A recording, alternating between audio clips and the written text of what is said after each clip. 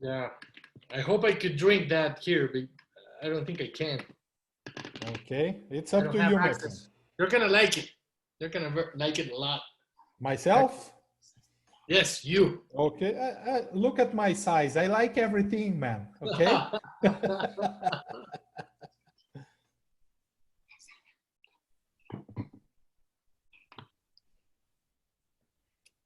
Oh, people are entering? Yes, they are. Okay.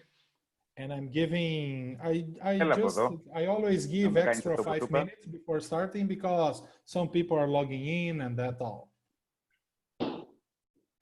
Okay, we have greetings from our friend Noé Rivero from Argentina. Thank you, Noé. Thank you for your words. I'm sure Noé is here just for the drinks, because surgery, he knows everything. He's an amazing surgeon. Mhm.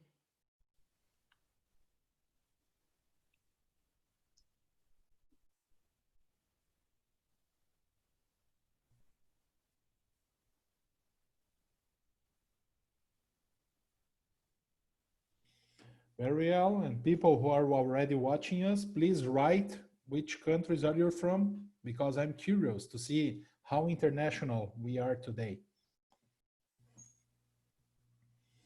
And Milton, how is coronavirus now in São Paulo? Because here in Rio Grande do Sul, it is okay so far.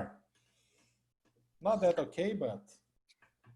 Actually, today, this morning, it is 3 o'clock in the afternoon here in Brazil. And in this morning was the first day I got back to consulting with my patients. So we are just starting now in São Paulo, actually. All the gradually some activities are being allowed, but well, what I expect the quarantine coming and going in waves. So hopefully we will have some time now to perform our activities. I already scheduled some surgeries, and I'll try to do my best during this time allowed. But I fear that it will be enforced again, the quarantine, because of the waves. And how long have you been stopped? Well, actually, since end of February and March, Wow. as everybody. So about 3 months just in my house performing home duties. Uh-huh. Yeah, actually here we have a clinic where we see people from the public system. In Brazil, we call it SUS. And I am the only ophthalmologist who is not in the risk group. So I was the one chosen to go every day to see the traumas and corneal foreign bodies. I haven't done them since the residency. It's been nice. Mm-hmm. Good. And so far, our state is not that, the situation is not that serious like Sao Paulo, but let's see, because now we have winter, and winter is always an issue here in the southern part of the country because it's cold. So that combined with influenza and other things, let's see if our hospitals can get over it. Okay, guys, I think we are ready to go. So welcome everyone to this webinar, another one organized by Boris Cinema Productions. Today we're going to talk about solving complications, and at the end of each presentation, our great panelists will show you a drink from their authoring, okay?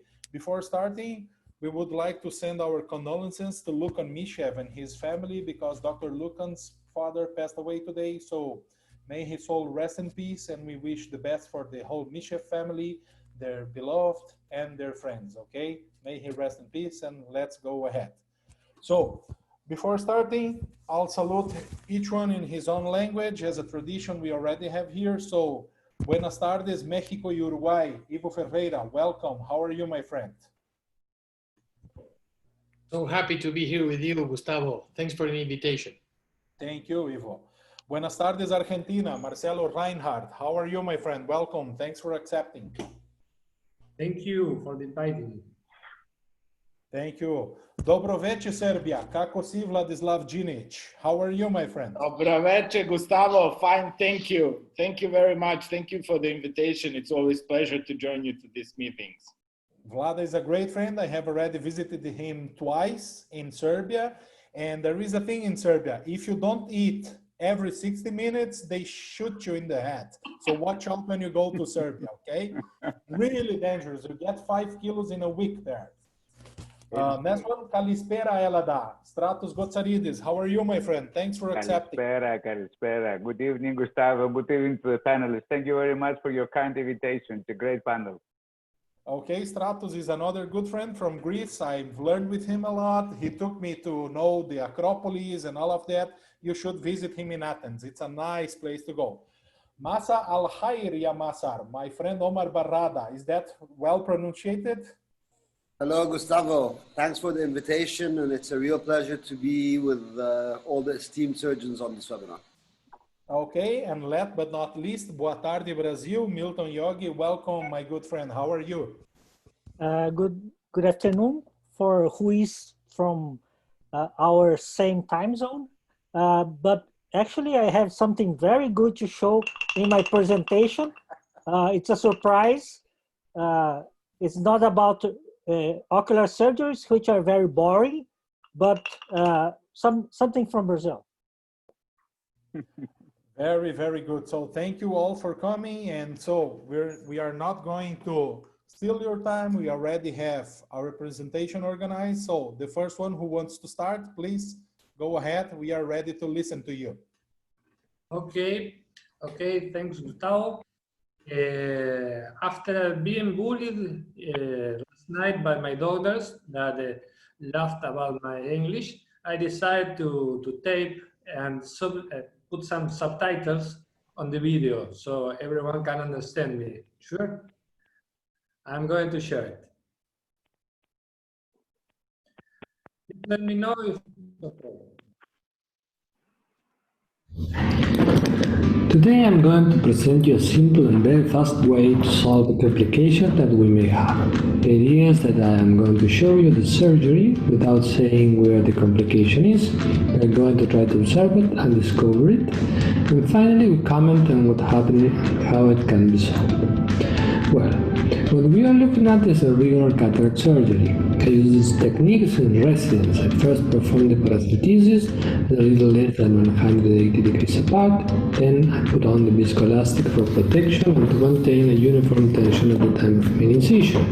As you can see, I made a warm pocket, which is a technique that I have discussed in some other presentations, which helps me close the wound without jeopardizing Descemet's membrane at the end of surgery. I mark the diameter of the capsular rectus with a corneal impression marker to make sure it is not larger than I would like. It is a normal rectus with forceps. Then we proceed to dissect the nucleus. We observe that it rotates easily without major inconveniences. As it is a cataract a little harder than usual, we do a direct chop technique. We divide the nucleus into several segments, and then we proceed to emulsify them separately inside the bag to protect the endothelium. Right now I stop for a minute, so it seems a little hole, but it was disregarded. And I finished eating the nucleus.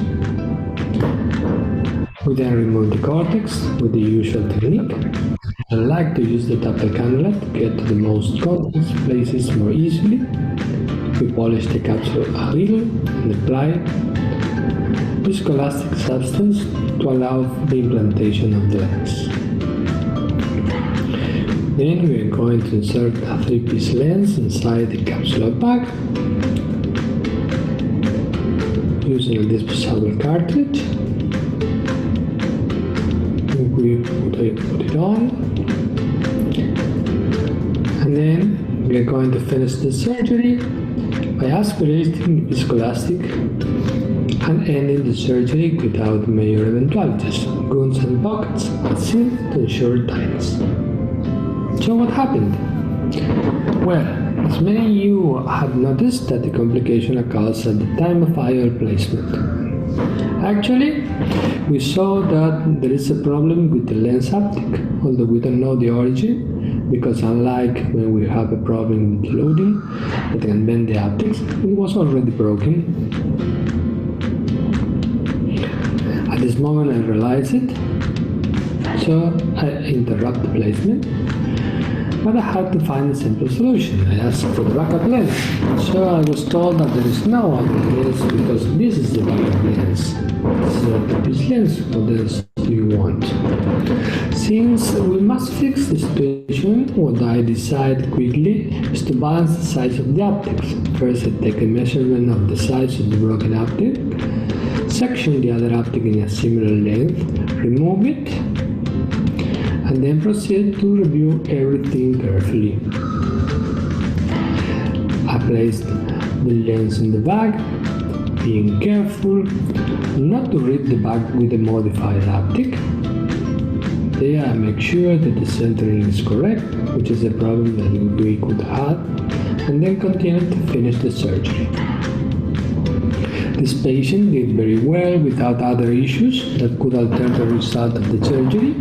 He was followed up for a couple of years now. Obviously, this is not the best solution that can be offered. It is not a premium solution, and probably all of you are going to solve it in a simpler way by using another similar lens. But it is an alternative to consider when there are no other possibilities. You would see that to save the day with the lens that we have, or to leave the patient in a vacuum.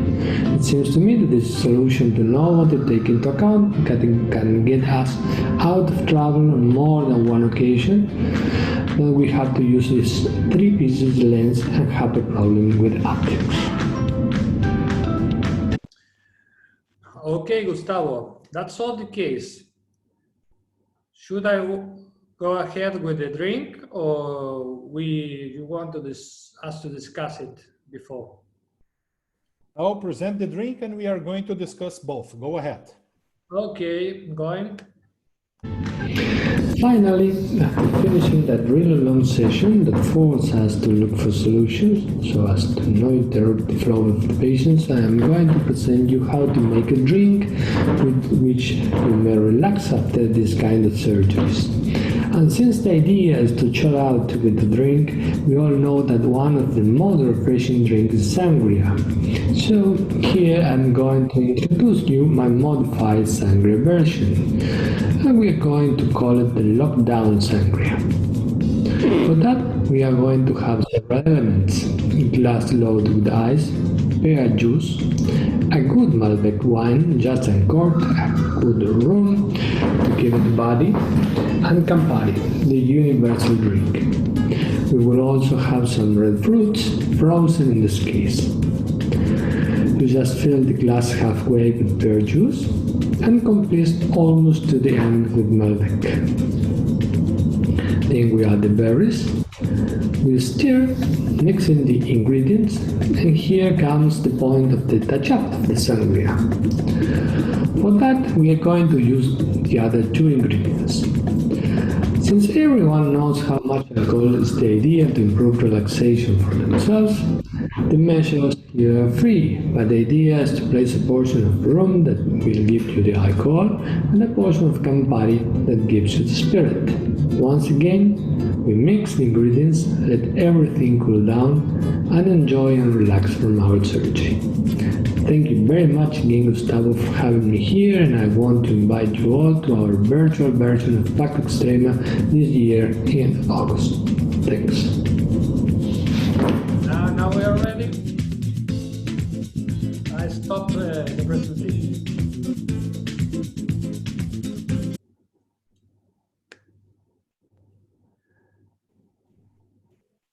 You can all unmute yourself, please, because this was a great discussion and a very nice solution, Marcelo. Congratulations.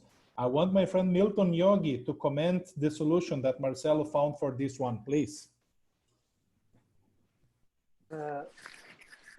I think it was very creative and impromptu solution for something that is challenging.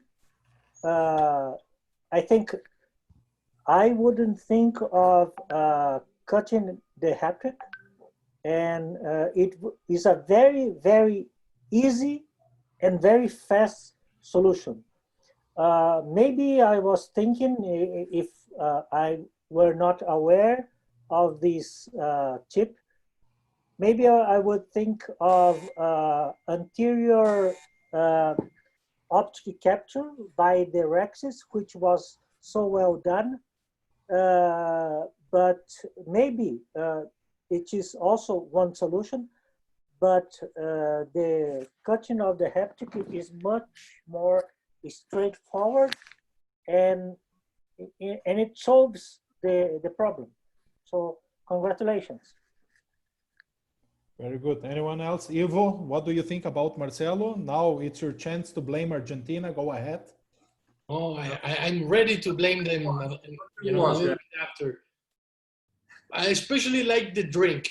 At the surgery, I know Marcelo, he's a extremely well surgeon, and he also dominates retina very good, so he's not afraid of the posterior segment. I really like the surgery, but I really like the drink too. I think that was very good, Marcelo. Okay. One last comment. I think Marcelo broke the optic, and I asked for another lens. Everyone was looking at me at the OR just as, what do you think that we have a lens factory here? So just fix it. and that's the reason that I have to find a quick solution.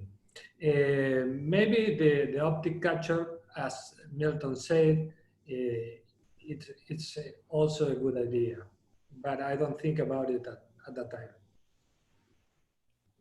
Very good, very nice, and thanks for teaching us that nice sangria. I have to go now to visit you to try that. Amazing.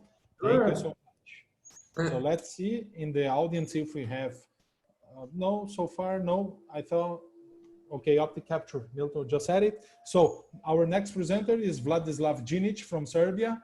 Vlada, please, the screen is yours. Thank you very much. Good evening from Serbia.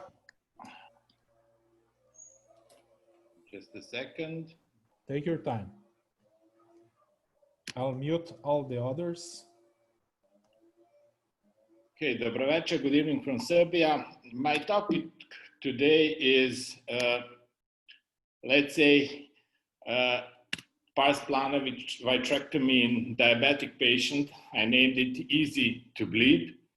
What is very important when we do the surgery in diabetics is to actually prepare the patient. One way is to prepare the systemic parameters as a blood sugar level, as to control the hypertension. And on the other side is to try to do as much as it is possible in the eye, in a way to perform laser as much as possible, and also to introduce for sure anti-VEGF before the surgery. Unfortunately, it is not possible to do every time, or to do the surgery in this patient. So sometimes we must enter and do the surgery despite that we didn't meet that all, let's say, precautions measures. So this is one of the cases where the lady was completely blind, the same situation on her both eyes. We can see that there is no previous laser treatment in that eye, either to the other one. We introduced the anti-VEGF, and while the peeling and segmentating the membrane, you can see that we got the blood and the hemorrhage. So we actually hit the blood vessel. What is very important is that we usually do, I don't use high pressure in the patient, usually around 25. We usually perform bimanual surgery. And in a situation like this, we first try to raise the pressure, usually about 40, 45, sometimes even for a short period of time, even higher. And then I place the vitreal probe to try to aspirate and try to wait a little bit to stop the hemorrhage. When I have the knob spatula, sometimes we use it also to press, but we can see that the lady during the surgery, she has all the time the very high blood pressure. So you can see that the systolic pressure, how the blood is going out. So we decided to use on one hand, to use the flute needle to try to aspirate the blood, and on the other hand, to use the endodiatomy in order to try to make the coagulation of that particular blood vessel. When you try to do only with one hand, when you use the 3-port vitrectomy, sometimes it can be difficult to use endodiatomy because you cannot see actually through the blood where the bleeding is. So we usually do like in a way that we use the bimanual surgery with the raised bottle.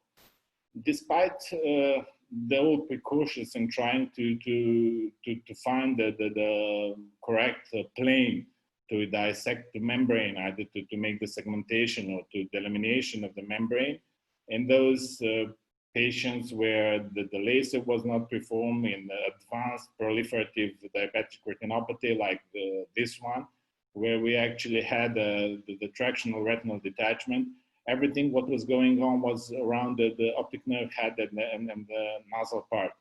So I shortened the video, but it actually took time. My back were sweating all the time because in a moment the whole posterior pole was completely covered by blood. So I was very patient trying to aspirate the blood at the site of the ruptured vessels, and wait for a period of time with the using of endodiatomy to try to coagulate it. After that, finally, after a period of time with the raised bottle, we stopped the bleeding. I called my anesthesiologist because during the surgery, the whole time the blood pressure was quite high. So finally, we stopped it and then coagulated the vessel. So we remove that coagulated blood from the posterior pole, try to remove as much membrane as it was possible. So finally, we clean everything, put the air and fill the eye with, add the lasers as much as we can, and put the silicone oil to wait and to see to stabilize for some period of time and to see what will go on afterwards. In those diabetic patients, you can always expect something, let's say, unexpected, and you need to arm yourself with a great deal of patience.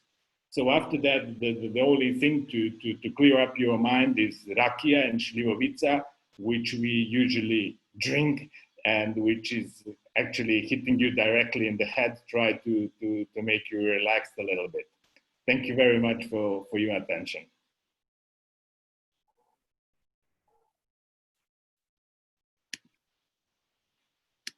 Very nice, Vlada. I have your father's-in-law, Rakia, still here with me, okay? Waiting him and you to drink it with me. Okay. Stratos, please, I want your comments on Vlada's surgery. That was a great case, actually, and very difficult. Congratulations, Vlada. You did great job. I like the way you do bimanually. This is the way you have to delaminate all these difficult diabetic membranes. Did you inject any anti-VEGF a couple of days before the operation? It was like 4 days before, 3 to 4. 4 days before, yes.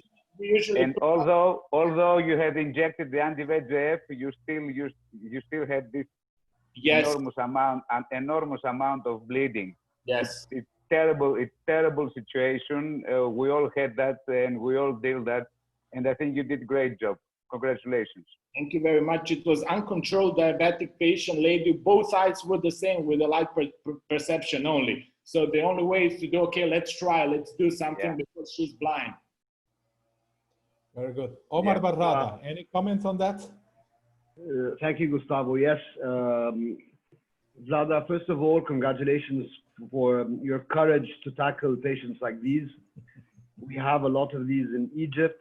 I think healthcare awareness and patient education not to wait until they get to these extremely advanced levels of diabetic retinopathy is key. But nonetheless, sometimes you're stuck, especially if the patient's both eyes are in such a dire situation. And of course, you have to explain to them before the surgery about the prognosis.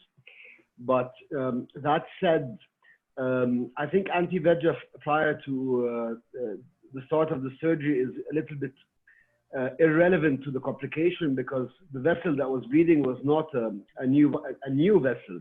It was a proper retinal vessel that caused all this tremendous amounts of bleeding.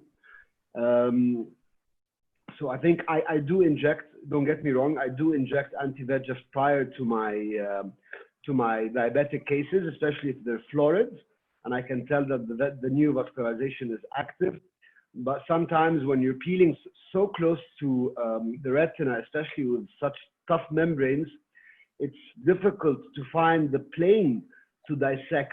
And especially if the retina is elevated, it's very likely that you can snip or you can injure a retinal blood vessels and have this tremendous amount of bleeding. My point is, which platform, which machine do you use, Vlada? I use Constellation. Constellation uses control IOP control. So I don't like to put, because of the ischemia and everything, I usually work on 25, between 25 and 30. It's like standard surgery, but around 25. And when this happens, then I raise the pressure. But I'm trying to be as much as possible at the pressure around 20-25. I agree with you 100%. I also work around 20-25. But you know, they have this beautiful option of to toggle your pressure up with one hit of a button. I know, I use it. It's fantastic. It's fantastic because the key to control bleeding is to try to control it at the very beginning. And something that I'd like to ask everybody on the panel is that, you know, I usually have my toggle button bring me up all the way to 60 millimeters mercury. And 60 millimeters mercury is very high pressure. I totally agree. Sometimes I have to use it so I don't get the kind of bleeding that sometimes we get into. And sometimes you stay at that pressure for quite some time. And you know, sometimes with these patients, we end up with results that are not as good as you'd like to in terms of visual acuity improvement. And you think sometimes that maybe the pressure, the very high pressure that you use inside the surgery could play a role in an already ischemic eye. How much this is true, I don't think there are controlled studies, but it's just a hypothesis. But, you know, sometimes, you know, like very dire situations with bleeding like this necessitates that you raise the pressure high in order to control the hemorrhage so that you can actually continue with your surgery. Another trick, I'm sorry for continuing on, is if you have a major bleed, is that you switch to air. So you do fluid-air exchange.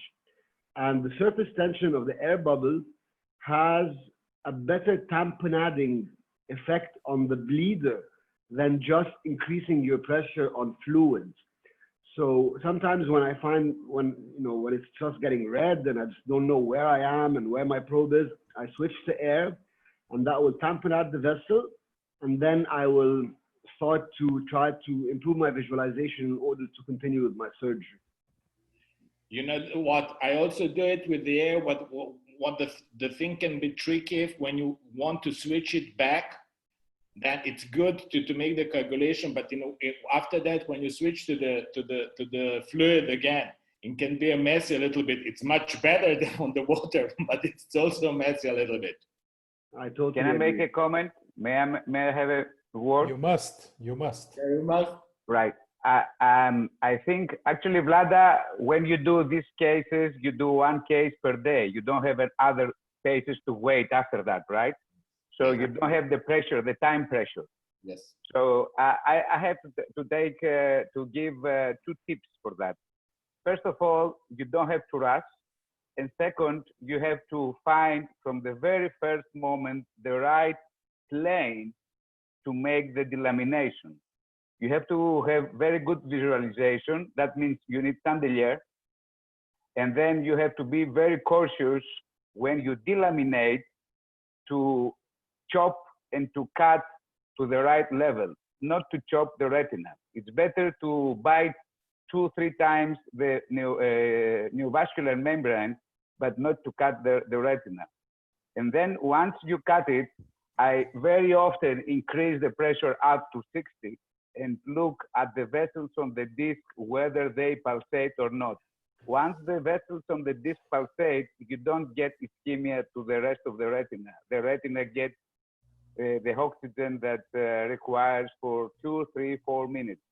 And then you control the bleeding like that. But once you have one vessel bleeding, do not hesitate to burn it. Take the instrument out, the cutter out, or the scissor out, and go with the endodiaphragm and buzz it. You have to stop the bleeding in the very, very beginning. Otherwise, you get messed. Sometimes you cannot control it, and you have the situation that you had, Vlada, and you managed to clean that very well, and congratulate for that. But dealing with these terrible diabetic cases, it's a horrible thing. And also, I conclude, you have to do one case per day. Do not have other cases to wait after that, because you get frustrated, you get stressed, and then you do a mess. Unless you have rakia. Unless you have, then you need to drink rakia. Only rakia will help. Now, it was a really difficult cases, Vlada. Remembered a lot my practice here, because we have many diabetics. And one of the issues is that at the public system, we have no access to Avastin. So sometimes you have to operate with a higher pressure. You have to watch out how much time you've been with this higher bottle. It's tough to control that. Really, really good case. Thanks for bringing that. So let's go ahead, boys. Our next speaker is our great professor and good friend, Milton Yogi from São Paulo. Welcome. Or Yogi, sorry, I don't know the right pronunciation. Teach me, Milton. Both are okay. And I'm very, very glad to be here with you guys. I wanted to bring a nice case. I'm sure that most of you are used to solve this kind of case, but anyways, I thought I could bring a new topic about it. So I hope you are seeing my presentation. I think the most complicated case for me is not the one that is previously complicated, like inflammatory disease or post-traumatic disease. On the contrary, for me, the most complicated one is, well, my computer has frozen here.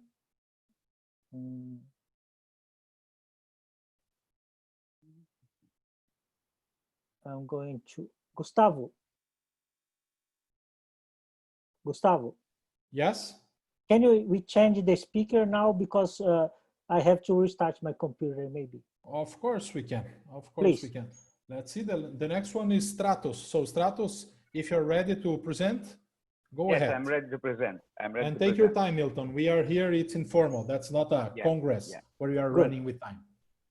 I'm going to present a lady who had an accident at night during her sleep. She fell off of the bed and hit her eye. It was the only eye, because the other one had endophthalmitis after cataract operation. And she appeared to me with an eye full of blood. Gustavo, you can start the video. Okay, 1 second. Let me just open it for you. And then. So everything was a mess. The eye was full of blood. The anterior chamber was full of blood, and the intraocular lens was dislocated underneath the conjunctiva. So he had an open globe trauma with dislocated intraocular lens underneath the conjunctiva. I did an ultrasound and realized that the retina was in place. He had no retinal detachment. So I started the operation.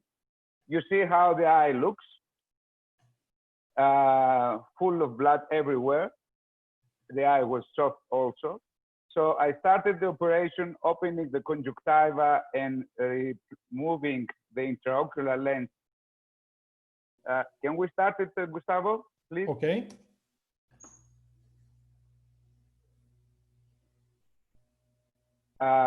Conjunctiva opening, 3 pieces IOL, 10 years ago was placed with from a very skillful surgeon. I sutured the scleral good with a 7-ohm vicryl suture.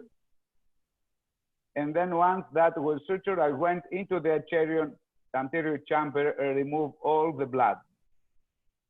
Removing the blood, realized that the iris base was broken. So I had to put iris hook in order to create an opening to go into the vitreous. I cleared all the vitreous, and the ultrasound actually gave me the safety that the retina was in place, no retinal detachment. Macula was intact. And at that moment, I decided to put the same intraocular lens inside the eye, doing scleral flaps at 6 o'clock and 12 o'clock.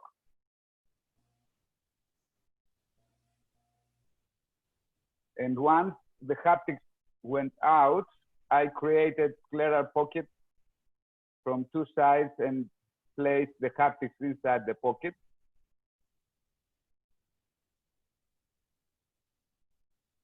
And then the scleral flaps were sutured. You see the pocket at 6 o'clock and the haptic inside the pocket. This is a technique that I used to use 3 years ago. Now I use the Carlevale intraocular lenses. I have placed more than 100, which I found it very, very good. And finally, I put sutures to the base of the iris in order to put it back in place and create a nice round pupil. So that was the eye at the end of the operation, and the lady, still happy, has a vision of 7/10, goes out and looks everything with this nice eye. I was lucky, I think, and because the retina was intact. And after that, I enjoy this kind of cocktail, which is called Aperol Spritz. It's Aperol together with Prosecco, equal portions, full of ice cubes and a slice of orange. And I can share with you a place where I mostly enjoyed it. Let me. No. Sorry, my audio was cut, Stratos. I don't know if you can see it, but this is the place that I enjoy the Aperol Spritz. Aha. Where is that? Yes, I'm ready for your comments, guys. Okay. I wanna show you. I wanna go with you to that place. We like the place, Stratos. We like the place. Surgery. Come over, guys. You are all most welcome. Most welcome. It was a tough case, Stratos. Actually, I like the same technique to use Prolene to solve when the base of the iris is detached. Because if you use 10-0, it stays under the conjunctiva. You can solve it for a long time. I had a case like yours, I think 3 or 4 years ago, and it was a patient who had fallen from her own bed, and she passed away like 6 or 7 months after that because she also had a stroke because of the accident. So it was a pity. And I want the comments from my great friend Marcelo Reinhardt, who I know is a great anterior and posterior surgeon. No, I really agree with the approach. It's a very difficult case, and he did everything well. I really like the idea to reuse the IOL because you don't need to defer the resolution of the aphakia to another time. I prefer other techniques to fix the IOL optics to the sclera, but I acknowledge that it is a very good technique, and the results are okay. Stratos is a great surgeon. I'm not discovering anything. Vlada, Well, it's your time to actually, at that time, first of all, Greece was in crisis, financial crisis, so we had to recycle things. Second, no, this is a joke. This is a joke.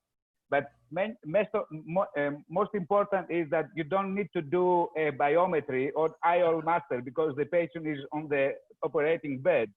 So the other option is either leave it and do another operation, or you use the same implant. So the implant was intact, no damages at all. So I placed it there and used it.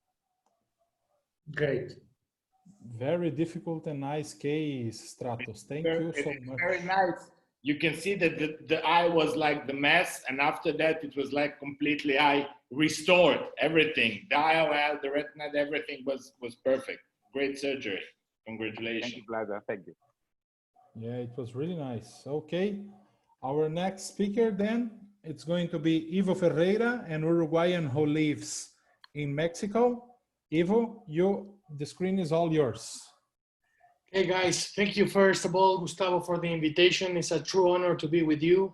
You are doing amazing things and you always deliver amazing activities. So thank you very much. And okay, first to start, the title. When I showed the title, some of my Argentinian friends said, what do you mean you want to avoid us? And you know, it was kind of making a joke, but basically what we want to avoid is the Argentinian flag. What we want is an Argentinian scarapella, what we call it in the South, okay? So we can have many good techniques and new techniques to avoid this. I wanna really thank Dr. Patricio Navarro and his son for all these images that are amazing. This is me, and I'm part of this organization that we will be happy for you to follow us in social media. We're doing a lot of activities every day. And we are after this mantra is like, if we get closer, we get stronger. We're sharing, you know, in a very authentic way. We want to grow together. And this is a specific example of what happened. Let me show you what happened. So we were here with an Argentinian friend, Dr. Arrieta. He came to visit us into Mexico, and he was helping a fellow to do an white intumescent cataract. And as you can see there, you know, we do a main incision, we are aspirating the liquid cortex, and everything seems fine. And I was seeing him saying, you know, you're taking too long. If you see the main incision, there is something happening there, you know, you need to see it. And so she goes out, and when she goes out, Dr. Arrieta is saying, just wait, you know, do something, put some viscoelastic. There's another thing, let me pause there. And there is overconfidence. And she makes a very big, it's like, okay, I aspirated what was inside the bag. I'm gonna do a big flap, and I'm pretty sure you know what's gonna happen next. But look at, it's like, it's too much, right? It was like with I don't know, I mean, it's like exploded. Look at the distance between the capsular rhexis. So we had a very, very important Argentinian flag. So, you know, Dr. Arrieta was telling us that there is many other options to approach an intumescent white cataract. And we started doing some research. This is an amazing video from Dr. Valvecchia, who in this case, I just wanted to show you that nothing happens. And in the moment he just gets into the eye, you have an Argentinian flag. So what's happening? What's going on? Is that we always do, we just, get into the capsular bag and we aspirate? Is that enough, or do we have other options? The thing is, it's a pressure game here, right? And there is another thing from Dr. Figueiredo from Brazil, that he talks that this liquid, will compartmentalize in anterior liquid and posterior liquid. And the problem is the posterior liquid that will push everything up, and you will have an Argentinian flag. So the two main problems there were time, we took too long, and we lost the pressure in the anterior chamber. What we did, well, as you can see here, and I'm sure Gustavo is going to talk about this, how we just try to make it, a very decent anterior capsular rhexis. We just, as you can see here, let me put it there, we try to make it round, but we didn't go for a phaco. We just switch it to an extra cap. So the important thing here was, what did we learn about it? Let's go for that. I think we just came in a four moments of what happened in our mind. The first is to have critical thinking, right? What happened? There is many other people in the world doing something. We did some research. We built a community around the intumescent white cataract, and we came to an amazing webinar that I'm going to show you how to avoid this. So what we did was also, remember guys, to be open-minded, because surgeons, we are used to have this confirmation biases. Okay, it worked for us. It's very hard to be open-minded with new ideas.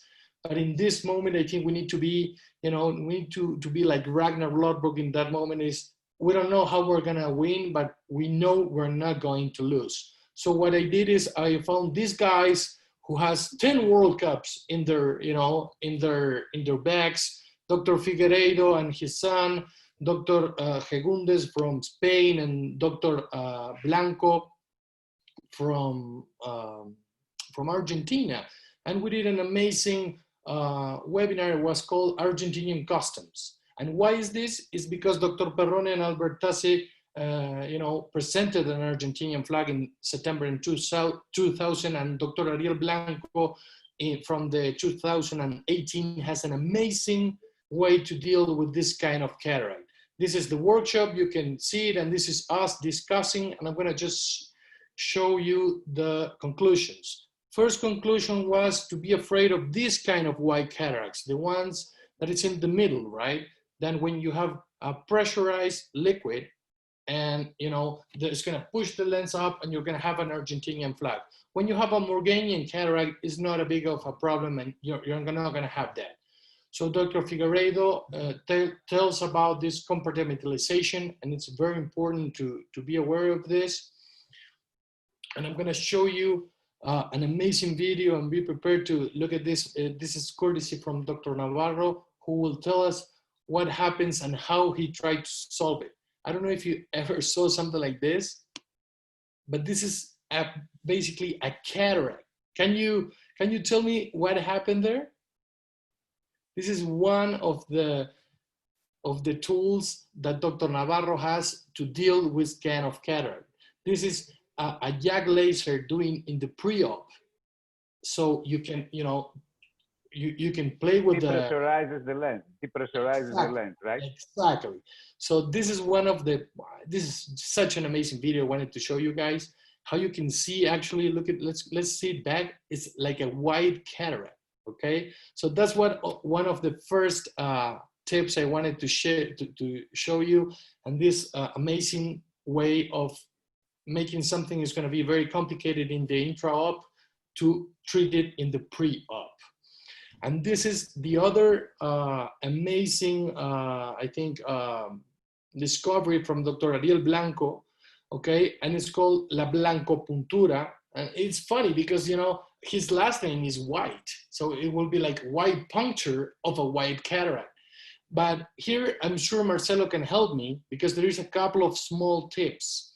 And one of the first tips is not to go in from the main incision or even a paracentesis. It's the first time you get into the eye, you just come with a insulin like needle with no vacuum inside, and you just will go into the anterior capsule, and you just punch, and you wait. That's the other tip. You wait for pressures to, you know, to level up. So I think I show you guys something that could happen to us, something that could happen. Maybe sometimes we're doing everything right and we actually have a white cataract.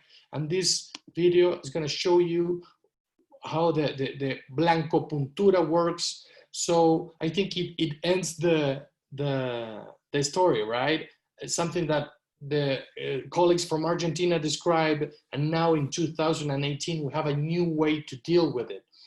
Basically, it's the same principle that doing YAG laser in the pre-op, but it's a lot cheaper and it's very reproducible, and you can do it in the pre-op with no problem.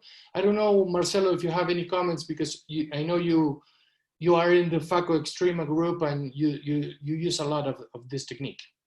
No, you described it very well. I prefer the YAG technique, but nowadays the technique from Mariel Blanco is going up in popularity. The idea is to preserve the pressure of the anterior chamber, so you don't have to do any paracentesis or anything before you puncture the anterior capsule. You can do it with the 30 gauge needle loaded in a syringe, so you don't lose pressure, or you can do it with like a 10 Prolene needle that has no lumen. It's the same thing. I prefer the YAG, but either of the techniques are okay. Yes, I agree. So what I did is I named this, you know, Argentinian customs, and there is an amazing song from an Argentinian group called Los Abuelos de la Nada. So I would like to see what you think, Gustavo, Milton. I think this is, you know, this is very a different way of thinking, and it could be, you know, some people are going to be kind of afraid of doing it, but I think it could be a very good option. Very good, Ivo. Actually, I've been using a 25 gauge needle into the center of the anterior capsule, and because you not always know if there is some liquid or not, I always aspirate in order to avoid distension of the anterior capsule. But before entering with the needle, I fill the anterior chamber with the OVD in order to compensate, okay, these force vectors. So you have the forces have an equilibrium, and then I insert the needle and aspirate it. Since I have started with this maneuver, I have never had an Argentinian flag again. Thanks God, and I hope I keep having Argentinian flags. I'm also using the same technique, but I'm trying to usually make the small paracentesis and fill, let's say, like overfill the anterior chamber with something like Hilon 5 or something which is heavy and it can keep the pressure. And then, as usually they are white cataract, I usually first do put the blue and blue. I mean, to dye the capsule for the better visualization, to dye the capsule, and then after that replace the dye with the OVD, and then just central puncture, and then with the blunt cannula. I switched, and I didn't have any complication. But you must be in the center of the lens with overfill of the anterior chamber with OVD, and it will keep. Marcelo. Just one comment. This is the philosophical difference between the idea that our group, and especially El Blanco, has developed. The difference is to do the opening just before you decompress the anterior chamber.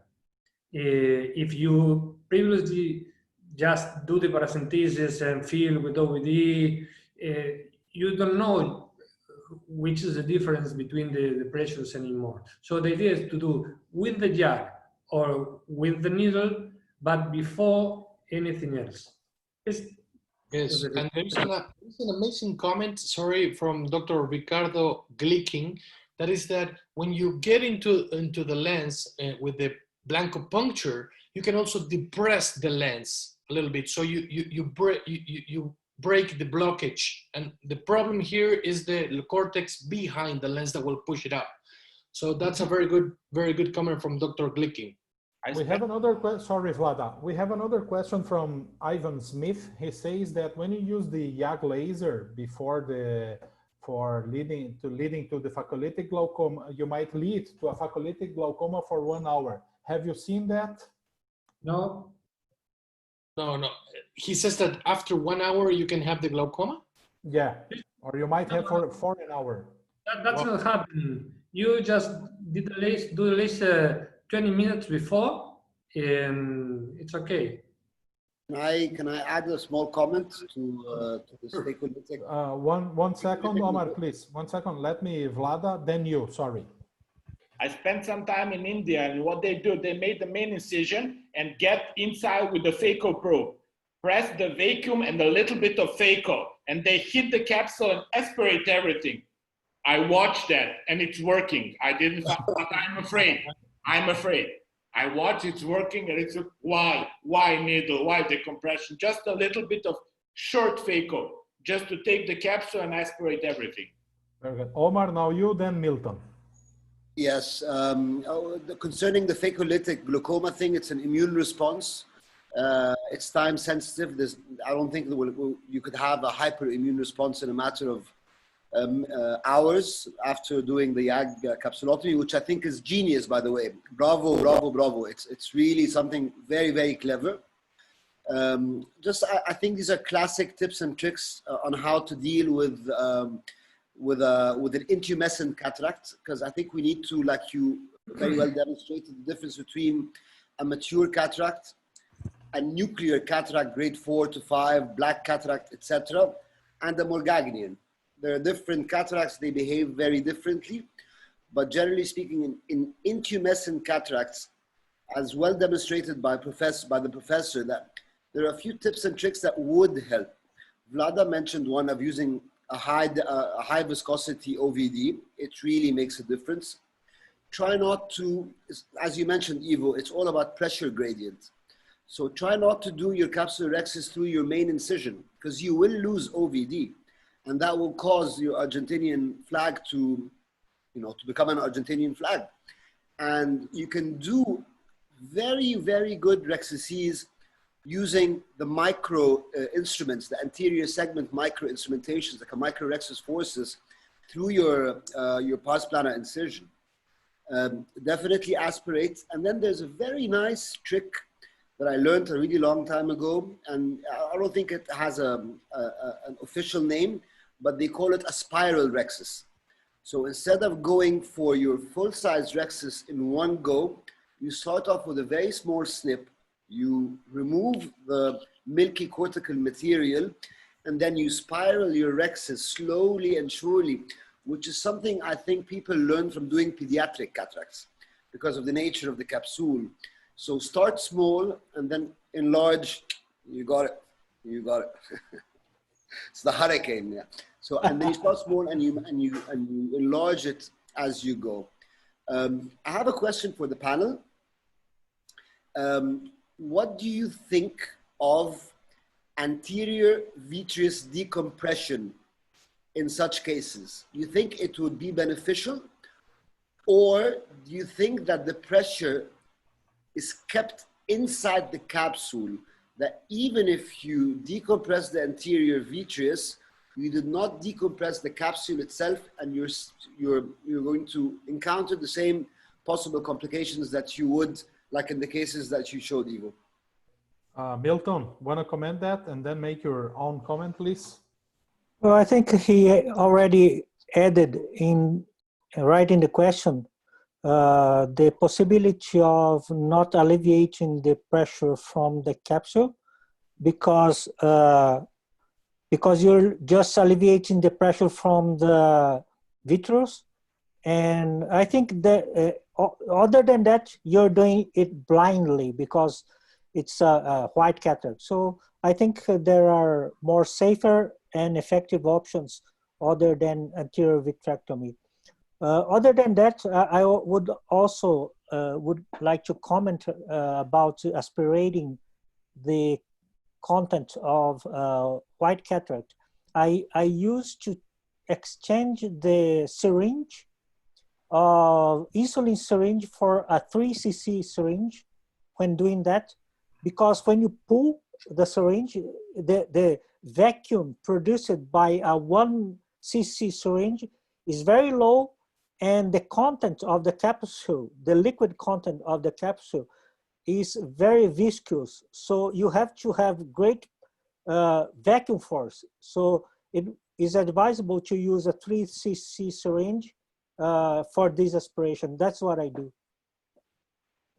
Very good. Gustavo, I'm sorry to be a nuisance. I'd like to add something about Vlada's observation with some colleagues in India doing a phaco anterior vitrectomy, a phaco capsulotomy or capsulorhexis.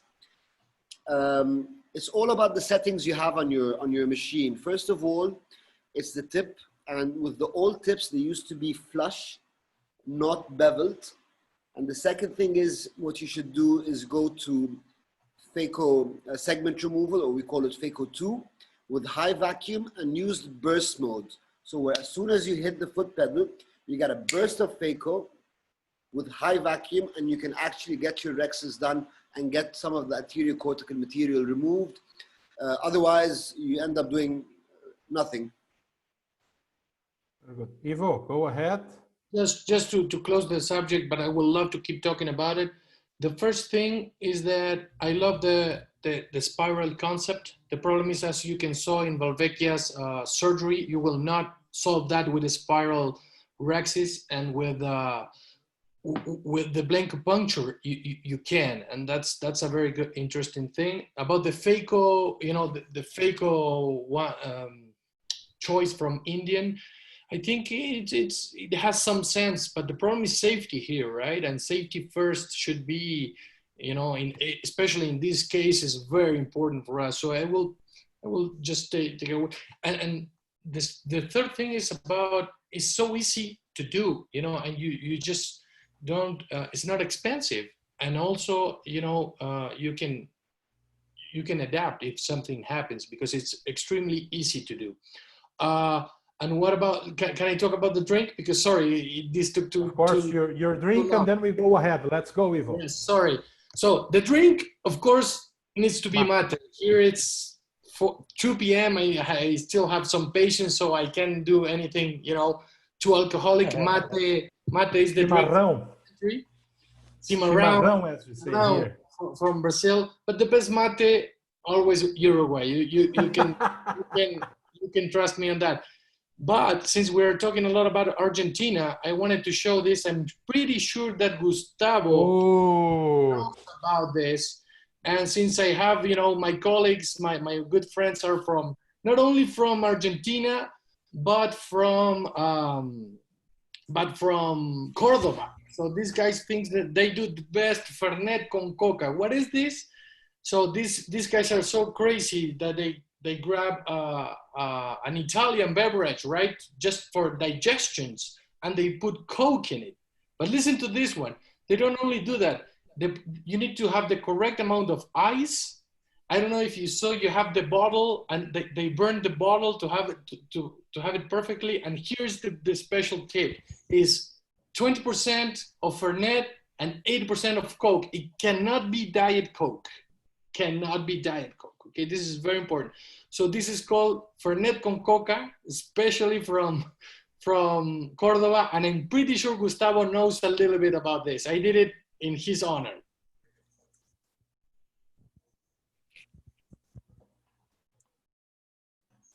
Thank you so much, Ivo. Actually, for those who don't know it, I lived for a year in Cordoba, and I learned to drink Fernet with Coca. The first time you drink it, it's horrible, but suddenly you get addicted to it. It's impressive. It's impressive. Really, really impressive. Thank you, In Ivo. your That was honor, nice. Gustavo. Well, in your honor and Marcelo and all Argentinians. Oh, thank you. Actually, now I want to drink it. Let's wait it to get dark. I'll start it. So we are late on schedule. Next speaker, my friend Milton Yogi. Go ahead, please. Oh, good. I have to be allowed to share my screen. Okay, let me just do it because you have re-entered. Now you can do it, Milton, in 1 second. Now, yes.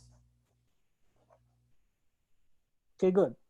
Hopefully it will work now. You tell me, guys, if it's okay. And what I wanted to bring, as I was starting to with my presentation previously, the most stressful times are not in my surgeries, at least, are not those complicated cases. On the contrary, are the nicest and sweetest cases in which all the previous examination was great, and the option, for example, was to implant a multifocal toric IOL or something like that. So expectations are high from the patient, and the margin for error is very narrow. And in these occasions, lightning always strikes, especially when the patient is a colleague, a surgeon himself. And but the lesson here that I wanted to bring, and I know that all of our expert colleagues are seasoned with the solving of these cases, is that you can proceed with the surgery, as in this case, a very large capsular tear, by proceeding with a very comprehensive vitrectomy. And even in these dramatic cases in which there are so much remnants of the cortex and a large tear, and you have to have in mind that you will have to implant a very precise IOL. You have conditions to proceed with the IOL, as long as you have training with the equipment.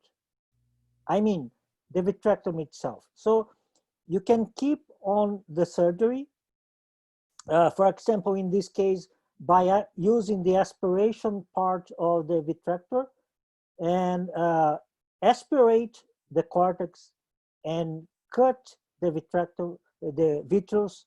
And I'm going to proceed with the video just to move forward. But you can have a nice cleaning of the situation, and you don't have to shake your hand, because if you dominate the equipment well, you know that it can be done. You know that it is feasible. It's not a great risk in terms of continuing with the procedure. In this case, I'm pulling the cortex with the aspiration part of the vitreous cutter, and it's very feasible, very secure. And I'm going to proceed with the video again just to move forward. And well, you can implant the IOL in the end of the surgery, even if it's a premium IOL. You can insert the IOL in steps. I mean, you place it in over the iris, and then you can place it inside the bag, the remnants of the bag, because usually in these posterior ruptures, the support area of the bag is still viable. So, well, this is as I mentioned, multifocal IOL case. But the lesson here I want to stress out is that I'm going to use this very short presentation to give the best rule ever for these cases. And I'm sure you already seen this. And I have heard this recommendation so much, keep calm. But from my point of view, it's not it's not the most important thing. And why is that? I have an example here of an unexpected problem during a flight. And the solution for the pilot is not for you to shout him to keep calm. It's not the way he will solve the problem. How the professionals deal with the problems. I mean, we are professional surgeons. And I take the example of professional pilots or players or Formula One pilots. What do? Do they keep calm in these situations? They train, but they train a lot.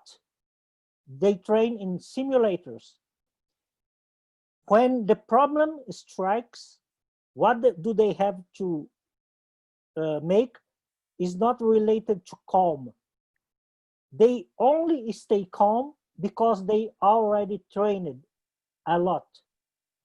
Then when the problem arrives, their instinct calls for the training. And that's why they deal with the problem. A Formula One pilot, he trains much more than he drives a real racing. And it's similar in so many other areas, but we don't do that. We don't perform simulations. We expect the problem to appear and we try to remember the steps we heard in a 10-minute presentation I watched last year. It's absolutely wrong. It's not right in any means. So my claiming here in this short presentation is to stimulate colleagues to perform simulated vitrectomy.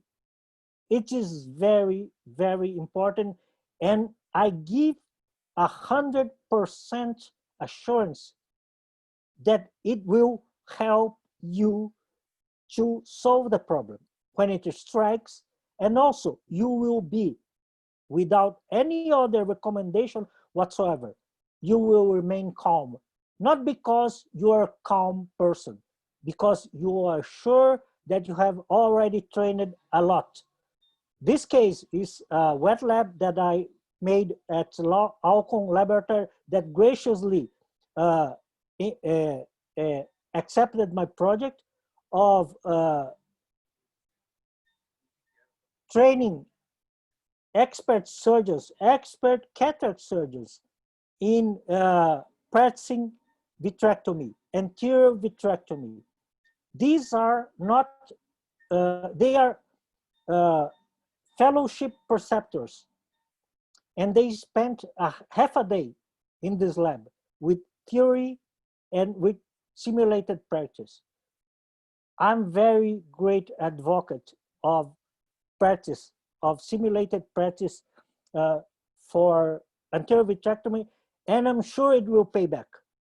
I'm sure it will be, you will be compensated. So I want to finish my presentation with a drink from Brazil that unfortunately, I'm sorry to say, guys, it's the best one from this presentation. I'm really sorry. It's off contest.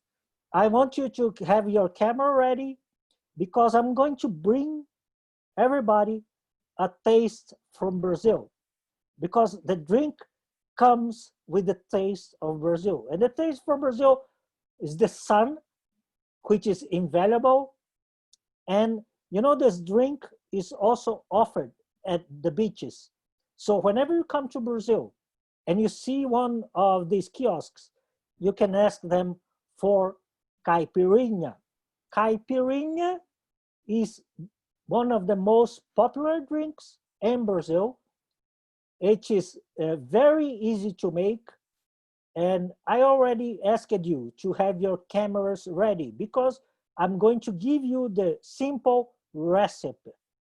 Caipirinha, I'm sorry guys, I'm a little busy now, but caipirinha requires just sugar, ice, lots of ice, and alcoholic beverage from Brazil, which is cachaça.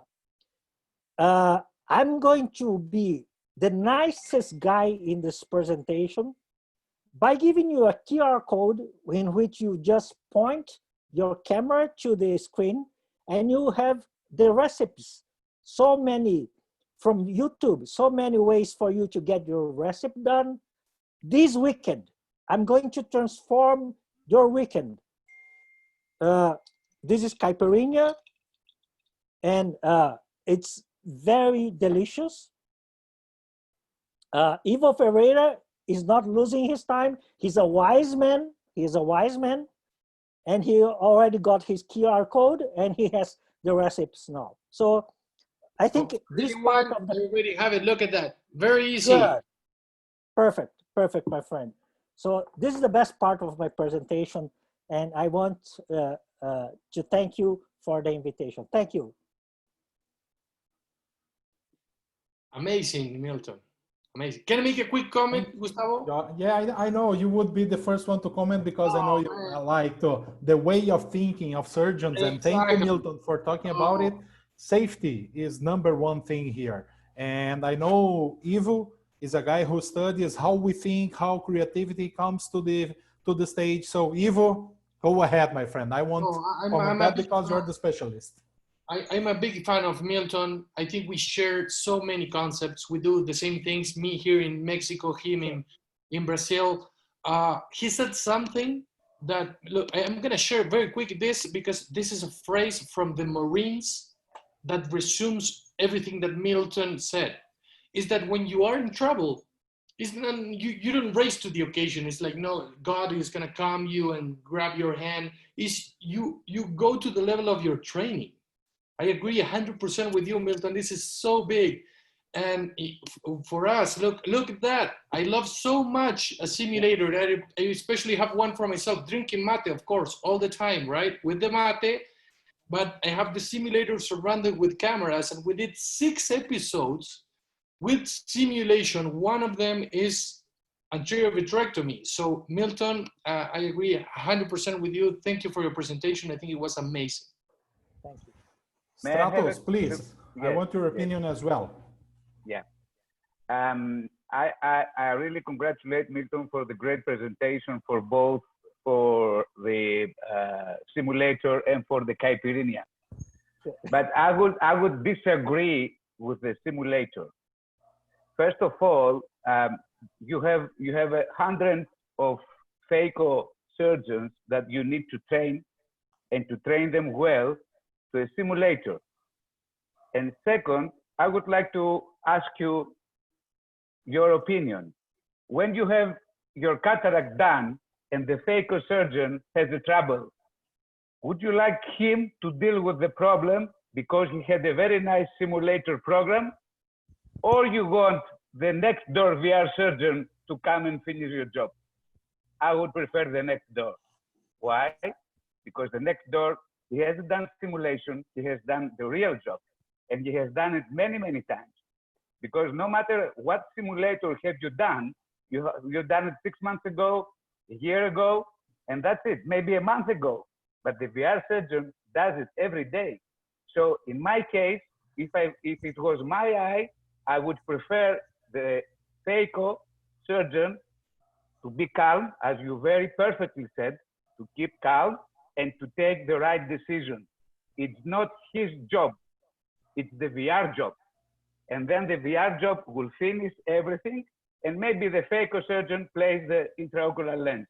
But I would say that each one has been trained for a purpose. If you get in trouble, call the guy who deals with the trouble. I want to do a comment, and I'll stay in the middle of the way because I want polemic here. That's why we have webinar, No, not to be friends. Listen to me, sorry. No, it's a joke, Stratos. The thing is, we have to pay attention in one thing here. Milton is a very skilled surgeon, and before being a guy from anterior segment, he was a retina surgeon. So for him, No. anterior vitrectomy is a joke. Okay. I'm not talking about him. I'm talking about the surgeons who are going to do the simulation. I know, and I agree. And that's where I want to reach. There is some bias in a good way, of course, from him. He wants to educate people. And simulators, I've done wet labs with pig's eyes, rabbit eyes, virtual simulator, and none of them are perfect. I have had this discussion at home. My father is an ophthalmologist, and I have two younger brothers, also ophthalmologists. And sometimes we stay and we talk if the wet labs we have done before worth it or not. But one thing I want Milton is trying to say is that you have to gather all these different perspectives and information, and then you're going to construct your own way to see. On the other way, I agree with Stratos when he says that, of course, if you take it to the VR guy, it's going to be a better job because he has more experience with that. Ivo, please. No. I think I totally agree. Don't get me wrong. The thing is, I think it's a clear limit. An anterior segment should have a clear limit when he stops and says, this is for somebody else. I agree.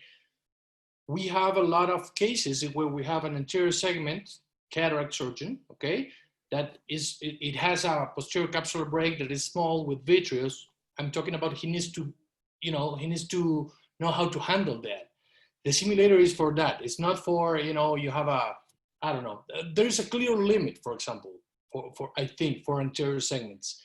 But there is a lot you can learn from the decision-making process and, how vitreous behaves with anterior vitrectomy. And I think every cataract surgeon would at least know a little bit about anterior vitrectomy, just in case there is no VR, maybe not close, maybe not in the same city sometimes. And that's exactly why for these wet labs that I'm performing here in Brazil with support of Alcon, I just invited the preceptors from training services, because these guys, they are facing surgeries every day. They have more volume than a regular surgeon who performs, I would say, once a week, twice a month. They perform more surgeries. They already deal with problems in daily basis. And as they are experienced, I presume they can be leveled up in training, in solving some problems. And I have faith on them, because as they are preceptors themselves, that they will have this good consideration in terms of what he can proceed to do or not. So I think it's very important, and that's something in my plan to do. Very important to extend this capacitation to expert surgeons, because we have very nice cataract surgeons that should dominate a very integral part of anterior vitrectomy. I just want to add that it's very important when you do the vitrectomy to emphasize that we split the irrigation. That the irrigation, like you did in your surgery, that the irrigation is on one side, and it's the only way to clean up so nicely and so tightly if you split it. Because a lot of people, especially the anterior segment surgeon, just take the anterior vitrectomy and put it inside, and then there is a mess usually. What I observed. May I make a quick comment? I think that the idea here is that we all have to keep learning, keep curious. We have to, every cataract surgeon must know how to put a vitrectomy trocar, to do a posterior vitrectomy instead, to enter to the main incision, and things like that. I don't really like simulators so much. I found them quite different from real life, but it's better than nothing. That's why surgeons with so many experience are so valuable. But for people who are starting to do surgery, I feel that doing simulation is much better than doing nothing. That's no doubt about it. Can I add something to Yes. Sorry, Omar? So concerning you know, like knowing the limits on when to stop, I think part of surgical training is knowing when to stop, and it depends on your speciality and your skills. And I think a very incorrect and inaccurate understanding of ophthalmic surgery is that posterior segment surgeons are more skilled than anterior segment surgeons, which is not true. It depends on what and where and how you were trained. The problem, especially with beginning surgeons, is that they don't know when to stop. First of all, they don't know how to listen when you're teaching them, and they don't know how to stop. And the problem with anterior segment complications, specifically rupture posterior capsule with dropped fragments or the possibility of a dropped nucleus, is, and it's a very famous word, they go fishing for the cataract. And as anyone knows, is problems with posterior segment pathology is vitreous traction.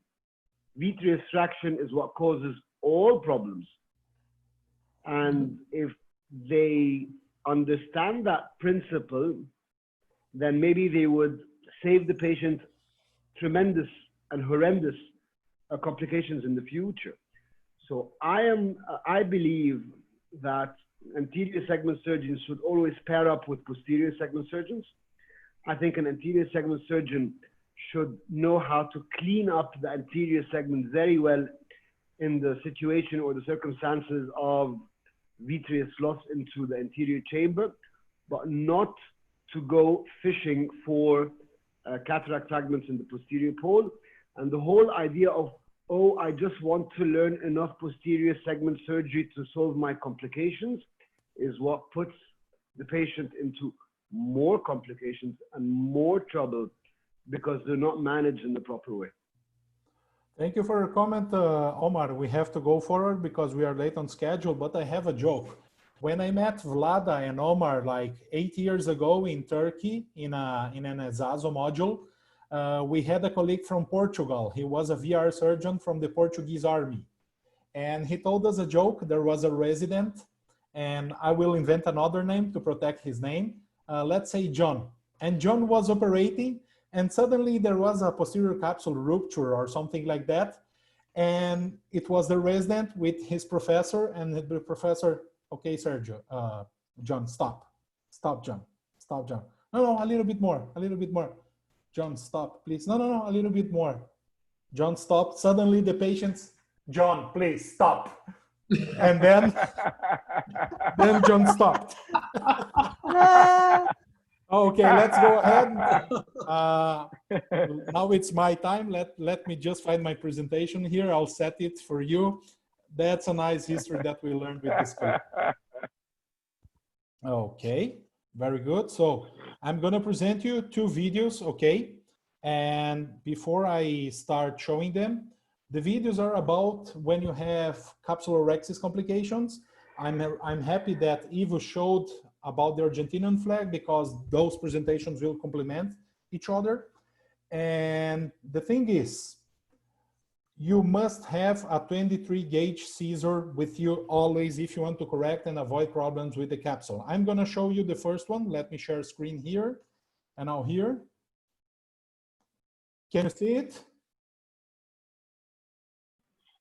Yes. Can you see my screen? Yes? Okay. So this is the first one. I like to use micro trottas, and you're gonna see in this case, I make the flap initially, then I grab it, then I start pulling it. And both cases are young patients which had a very elastic anterior capsule. So I do it, but the thing here, I change the way too fast. So what you're gonna see here is that my rhexis is too small, and everyone knows how difficult it is to operate in these cases. And even if you can do it, which you're gonna suffer a lot, you might have phimosis later. So I have it here, it's rounded, it's okay, but too small. I think this one doesn't have even 4 millimeters. So let's go ahead and I'm gonna show you the next step. Now I enter here with the 23 gauge scissor, and you're gonna see, I'm gonna give a small, very small cut in order to what? In order to create a new flap, okay? Sorry, I want to change. I'm gonna move this a little bit forward until I find the right plane. It's already arriving. I take the capsule, which I have already done. So I use the paracentesis because I'm losing OVD, as Omar said before. And now I enlarge it very gently without running. It doesn't have to be perfectly rounded, okay? In this case, it's heart-shaped, okay? And now it's still not as large as I wanted. What I'm gonna do, I'm going to enter again with the scissor, and I'll try to enlarge it a little bit more.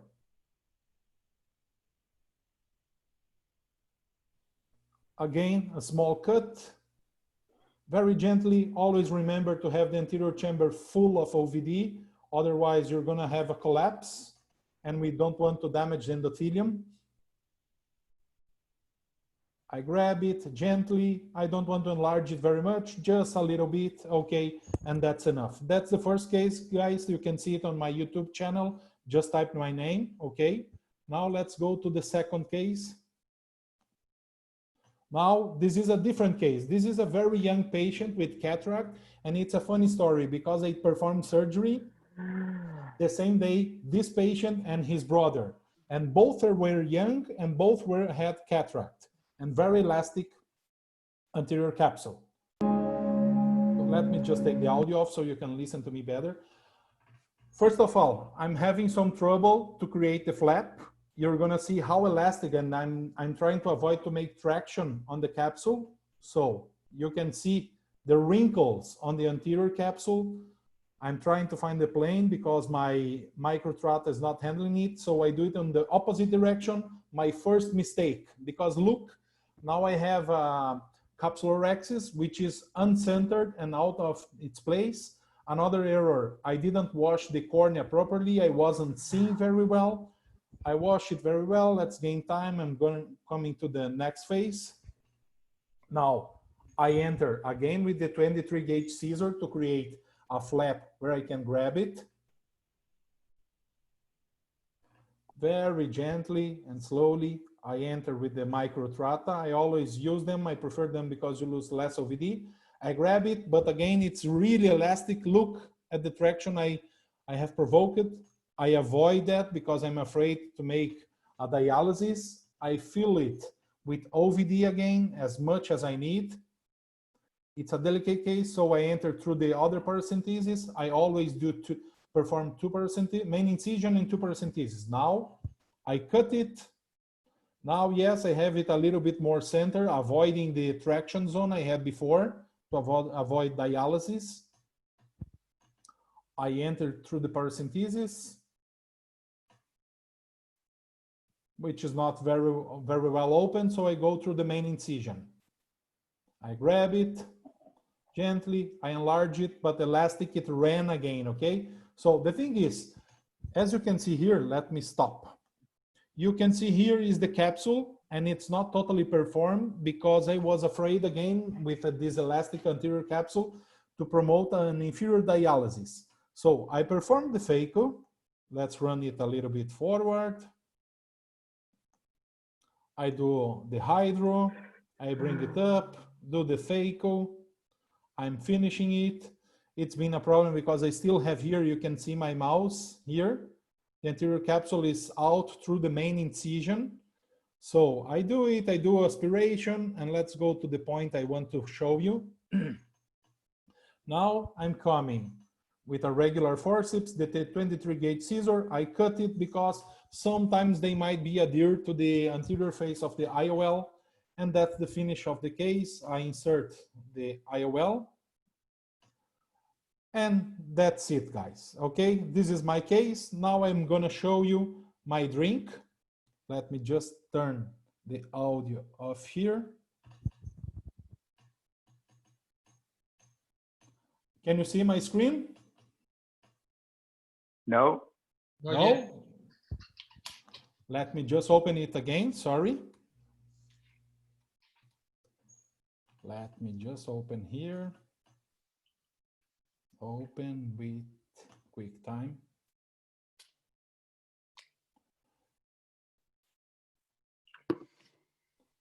One second, because I don't know why one of the... Okay, guys, so now Did you drink before giving the lecture? I wish. Let's see. Now I think, yeah. Can you see it now? Yeah. I think so. Okay, so I'm gonna teach you the Orange Negroni, which I have invented during this quarantine because I was bothered. It was in honor of my both brothers who came from São Paulo to visit me. So a big ice rock ball.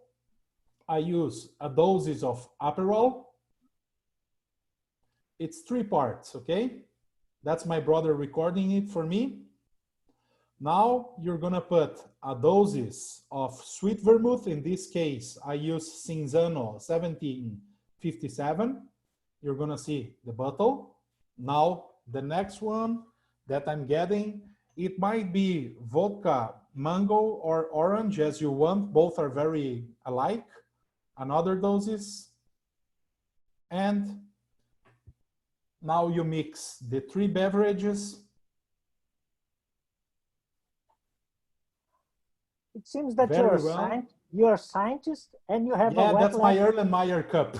Yes, you have a whole lab in your home, so you're a scientist. And at the end, we peel an orange, as big as you want. I always like it a little bit bigger than usually. Remember always to twist the peel because you're gonna release the flavor and the smell of the orange. Pass it at the borders. And last but not least, if you have, you might put a little bit of Contro just to put some perfume on the ice. That's it, just a small touch. And at the end, enjoy your Friday, okay? Cheers, everyone. That's it, guys. Thank you for being and listening to me. I'm open for questions.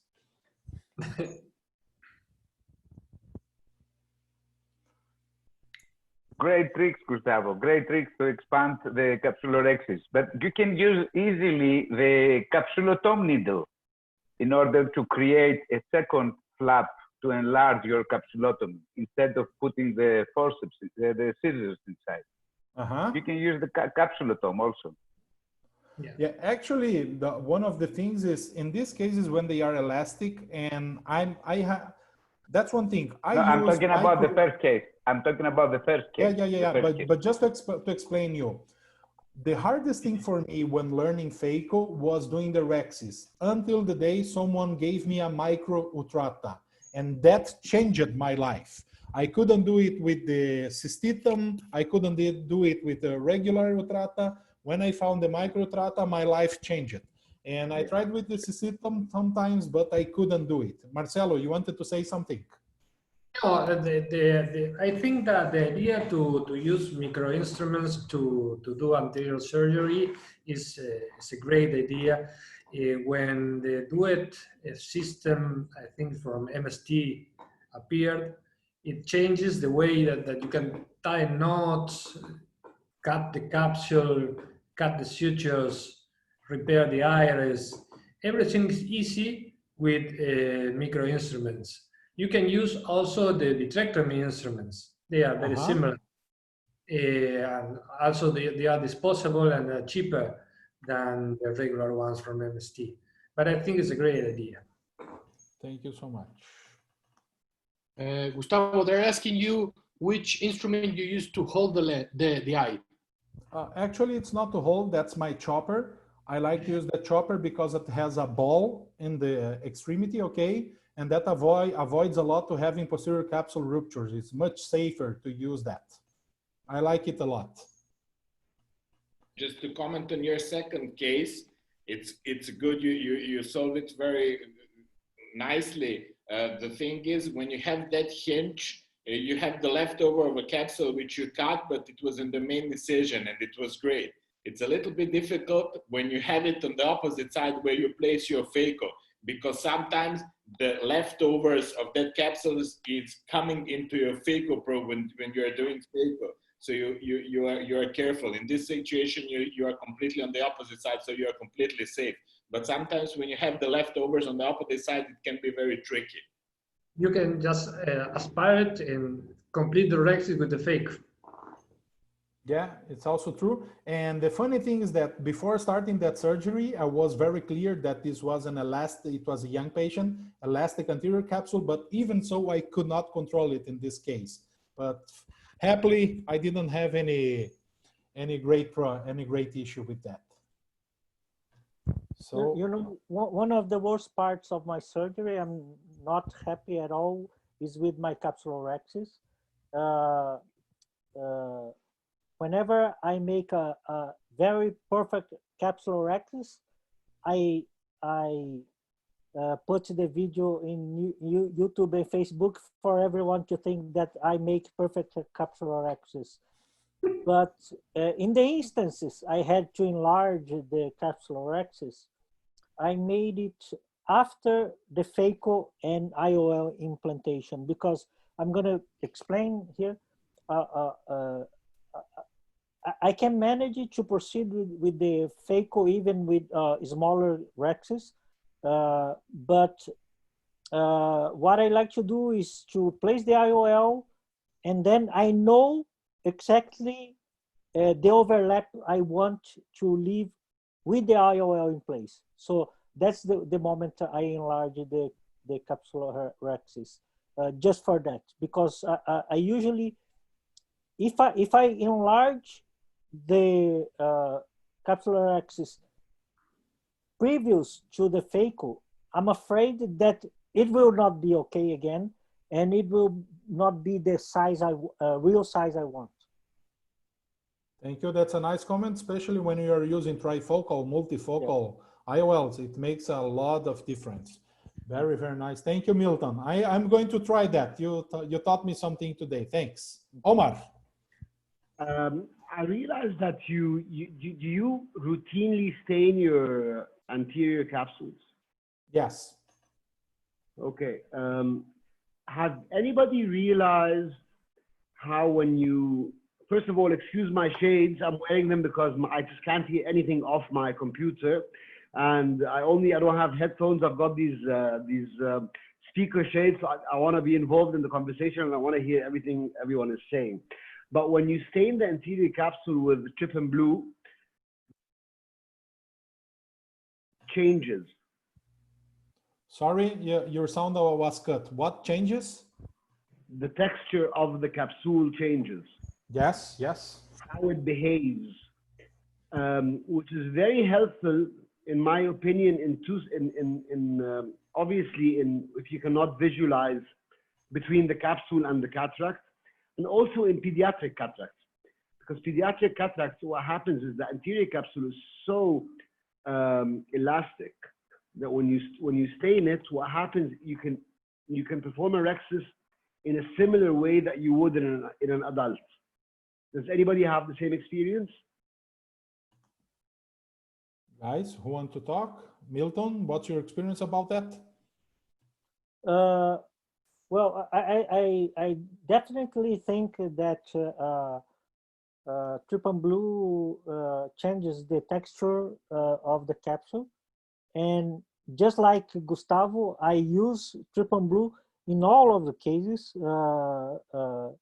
It's just a habit of mine, but also because I like to see the contrast between the capsule rim, and the phaco, because it sometimes got blurred. And as I said, it really changes the texture. I mean, I think it's for the good, from my point of view. Has anybody ever tried staining the posterior capsule with Trypan Blue and doing a posterior rexus? No? Talk us about that, I'm curious. The posterior capsule in an adult behaves like an anterior capsule in a child. The same elasticity. So I've tried it a few times, but I'm still to build an opinion. It makes the posterior capsule behave a little bit more predictable when you stain it with Trypan Blue. If you're doing a phacoemulsification with a posterior rexus for whatever reason, either in a pediatric case or sometimes when you do silicone oil removal through an anterior approach. But I'd like to invite everybody to give this a try, and maybe we can discuss our thoughts about it in the future. We'll try. Definitely. That's a very good idea. Actually, we have in Mexico one anterior segment surgeon who is, has those limits where we're talking about. They're kind of blurry. He will perform posterior capsular rexus in the 100% of his cases. So he's the guy you need to talk to. I'm going to connect you with him.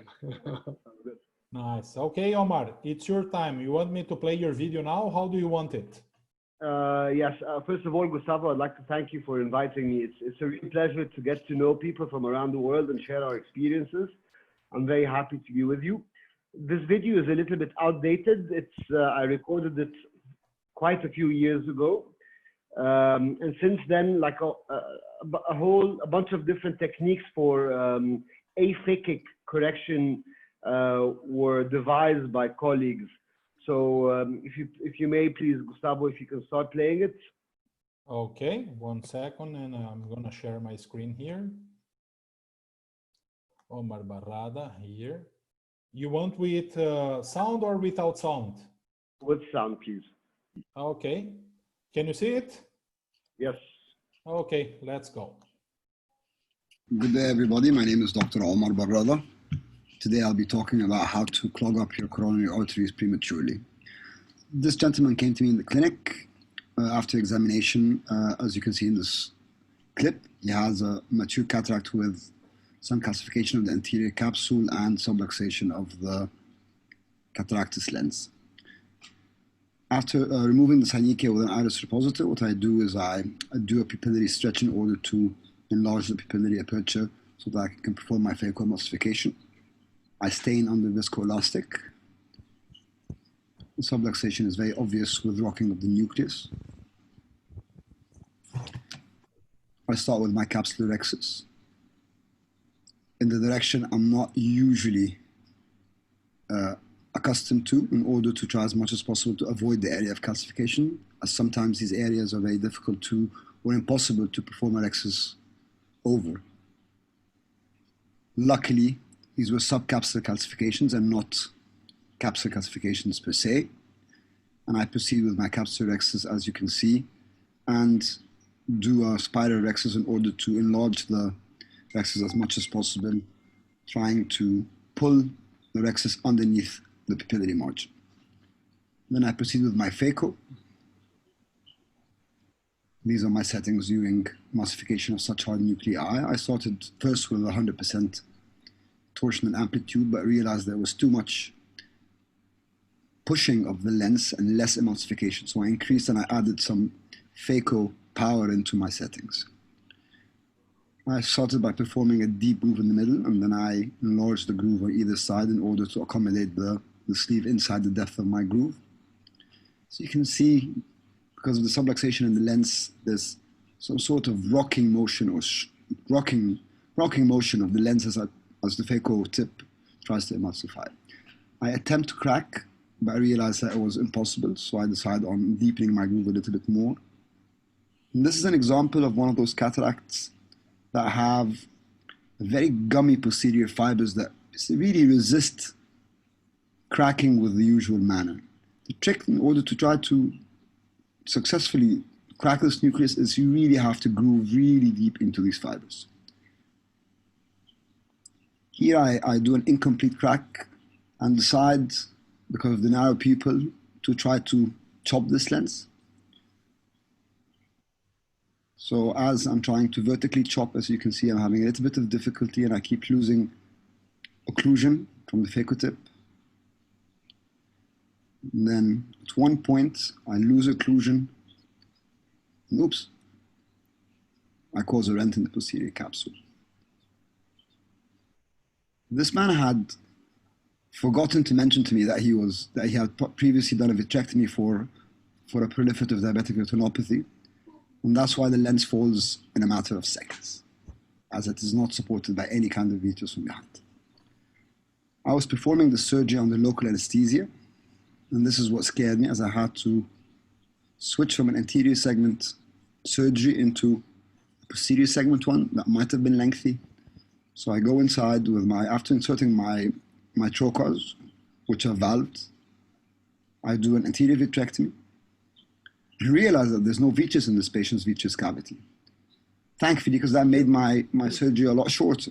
But I had to remove the anterior vitreous first because I knew while trying to get the very hard nucleus from behind, I did not want that nucleus to cause any traction on the anterior vitreous with subsequent tears in the vitreous base and end up with a rhegmatogenous attachment. I use my cutter in the first attempt, which failed, in order to kind of just like hook the nucleus and bring it up all the way to the front of the eye and then remove it through my corneal incision. My first attempt failed, so I switched hands and used my left one, as I felt like there was a ridge in the lens that might have helped me to have a better grip of that lens until I was successful in enlarging my wound and removing the lens through the anterior approach. Here I try to use my light pipe in order to sort of impale the lens or add a little bit of support behind the lens. Try to push it anteriorly through the pupil and maybe rest it on the iris, hoping it would not fall again, as it has been reported that these nuclei, especially these very hard ones sometimes with sharp borders, could cause retinal tears, except if you put PFC, which I had not yet done.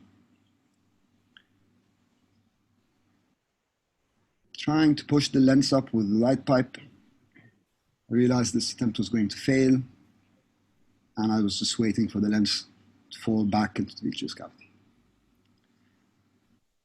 And then I remembered an old technique that's not used anymore, as most of the cataracts that are performed nowadays are really soft, which allows them to be removed from the posterior segment either via the vitrectomy cutter or via the phragmatome. Using the phragmatome in such lenses is not a very wise idea, as these nuclei are extremely hard and a lot of phaco energy will be needed in order to emulsify the nucleus in the vitreous cavity, which could be injurious to the lens, to the retina. So I start injecting PFC. As you can see, the lens goes to the periphery by virtue of the convexity of the anterior surface of the bubble. So a tip here is not to inject too much PFC, as it will hide in the area of the pars plana. You just inject enough in order for you to see the lens in the pupillary plane. I enlarged my wound and got a lens spatula and removed this ginormous lens via my corneal incision.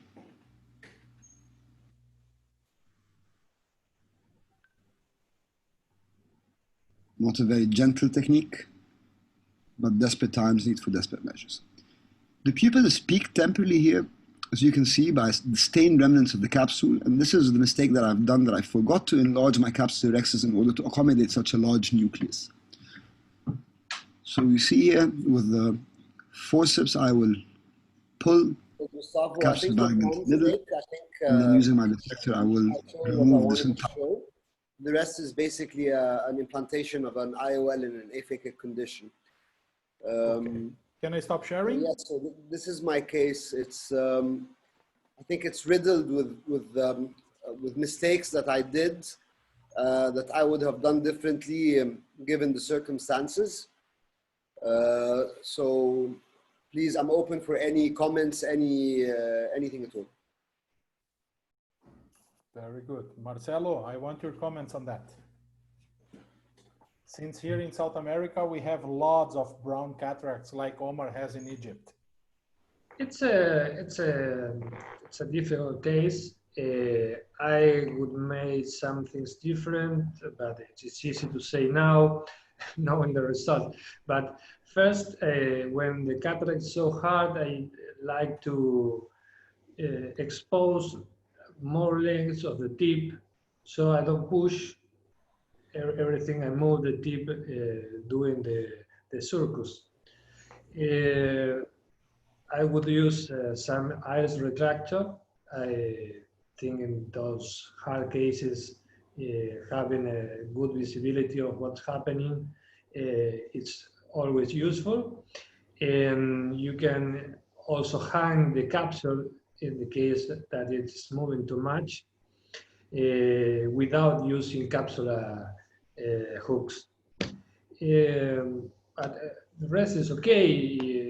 You did everything fine. If the nucleus falls to the cavity, you just have to keep it out. I would not emulsify the nucleus in the posterior cavity. It's so hard for what I think. I would move it to the anterior chamber and take it out via the main incision, as you did. I didn't remember using perfluorocarbon. I didn't need it. I never did that, but it is useful. Very good. Stratos, please. Yes, it's a difficult situation. It's a difficult situation. That what I would make from the very beginning is to use iris hooks. Second, there is a question whether you want to enlarge your incision and from 23 gauge to go to 20 gauge for the use of pragmatome. The third question is, as Marcelo said, do you want to do ultrasound procedure into the vitreous cavity or into the anterior chamber? I would say it's safer to do it into the vitreous cavity, because this is a diabetic eye, very hard nucleus. We haven't checked the endothelium cells, but definitely are minimum. And if you do a long, if you do all this traction that Omar did, definitely he has lost a lot of cells. If you do phaco into the anterior chamber, you use a lot of energy, you also lose a lot of endothelial cells. So it's much safer to do the fragmatome into the vitreous cavity, even with the assistance of perfluorocarbon liquid. I think the decision is difficult to make, but I would go for a fragmatome into the vitreous cavity and keep the anterior chamber as safe as possible. Thank you. So a number of things. I think given the circumstances, I would have done a lot of things differently. At the time, I was still an assistant lecturer in Cairo University. And in the public settings, we usually don't have access to Malugin rings and to iris hooks. So, and what I learned from doing manual stretching of the iris is that it really does very, very little. And it makes no sense pulling in two perpendicular directions, because if you pull this way and then you try to pull this way, then everything that you did in one axis goes when you pull in the other axis. And I think maximum 2, maybe 3 millimeters of dilatation will occur with manual stretching. So this is the first thing. As Dr. Marcelo said, I think the reason why I had this complication, the real reason why I had this complication, is that my sleeve was not retracted enough with the phacoemulsification. So every time I tried to chop, I'd lose my occlusion. And at one point when I was trying to chop, what happened is I lost occlusion and my phaco tip grabbed the posterior capsule. Mm-hmm. The first mistake I did is not to take proper history, because this patient had done a previous vitrectomy, obviously. As everyone saw, when I opened the posterior capsule, I did not have any vitreous loss because there was no vitreous there in the first place. And that's why the nucleus dropped so fast. Concerning your point, Dr. Stratos, about the phragmatome in the posterior segment, two things. I think when I did the surgery, it was the beginning of, not the beginning, at least the beginning of 23 gauge vitrectomy in Egypt. And the concept of enlarging your incision was a terrible one. So everybody was talking sutureless, sutureless, sutureless, sutureless. And everybody had this, crazy idea of everything has to be sutureless. I think people got away from that kind of thinking, and they do whatever is best for the patient. And if you have to put a suture in, you put a suture in. And until then, there was no 23 gauge vitrectomy. There's an Egyptian colleague of mine, Dr. Ihab al-Rayes. He came up with the 23 gauge phragmatome, which never gained a lot of popularity, and it never really worked very well. Concerning using the phragmatome in the posterior segment, I believe that 80 to 90% of the cataracts we do today do not need a phragmatome. You can eat them with a cutter if you're patient, and if you can modulate your power settings and your vacuum settings and your cut rate accordingly, which is basically high vacuum and low cut rate. But with this monster that I had, there's no way a cutter would have got it, and I'd have to use a phragmatome. And this is where I disagree with some of you, is that using a phragmatome in the posterior segment, what happens is a lot of chatter. A lot of the nuclear fragments fly away from the tip of your phragmatome, and the sharp edges of these very hard cataracts cause retinal damage in one way or another. Not as extreme as causing a retinal break and subsequent detachment. I think that would be a problem of doing a proper vitrectomy. I think the problem is these fragments cause retinal trauma with retinal edema and superficial hemorrhages, which you usually see when you use the phragmatome. Is it the nuclear fragments or is it the ultrasound power? I don't know, but I realize that a lot of patients have delayed visual recovery when you use a phragmatome in hard cataracts in the vitreous cavity. PFC flotation is an ancient technique. I think it's rarely used right now. And I remember this was the first and last time that I used this technique, by the way, but I learned a few things. I learned that a PFC bubble is a perfect sphere. So your nuclear fragment will slide to the side. So what you need to do is you need to use your PFC judiciously in order not to have your nuclear fragment go away from you that you're fishing when you're blind. Obviously, me fishing for the nuclear fragment with the Vectis, with the iris, with the lens spatula is something which is crazy, but I was younger back in the days, and I had to do what I had to do to solve my complications. And thank you for your patience. Thank you, Omar. Ivo wants to give a comment, then Milton, then Vlada. Okay.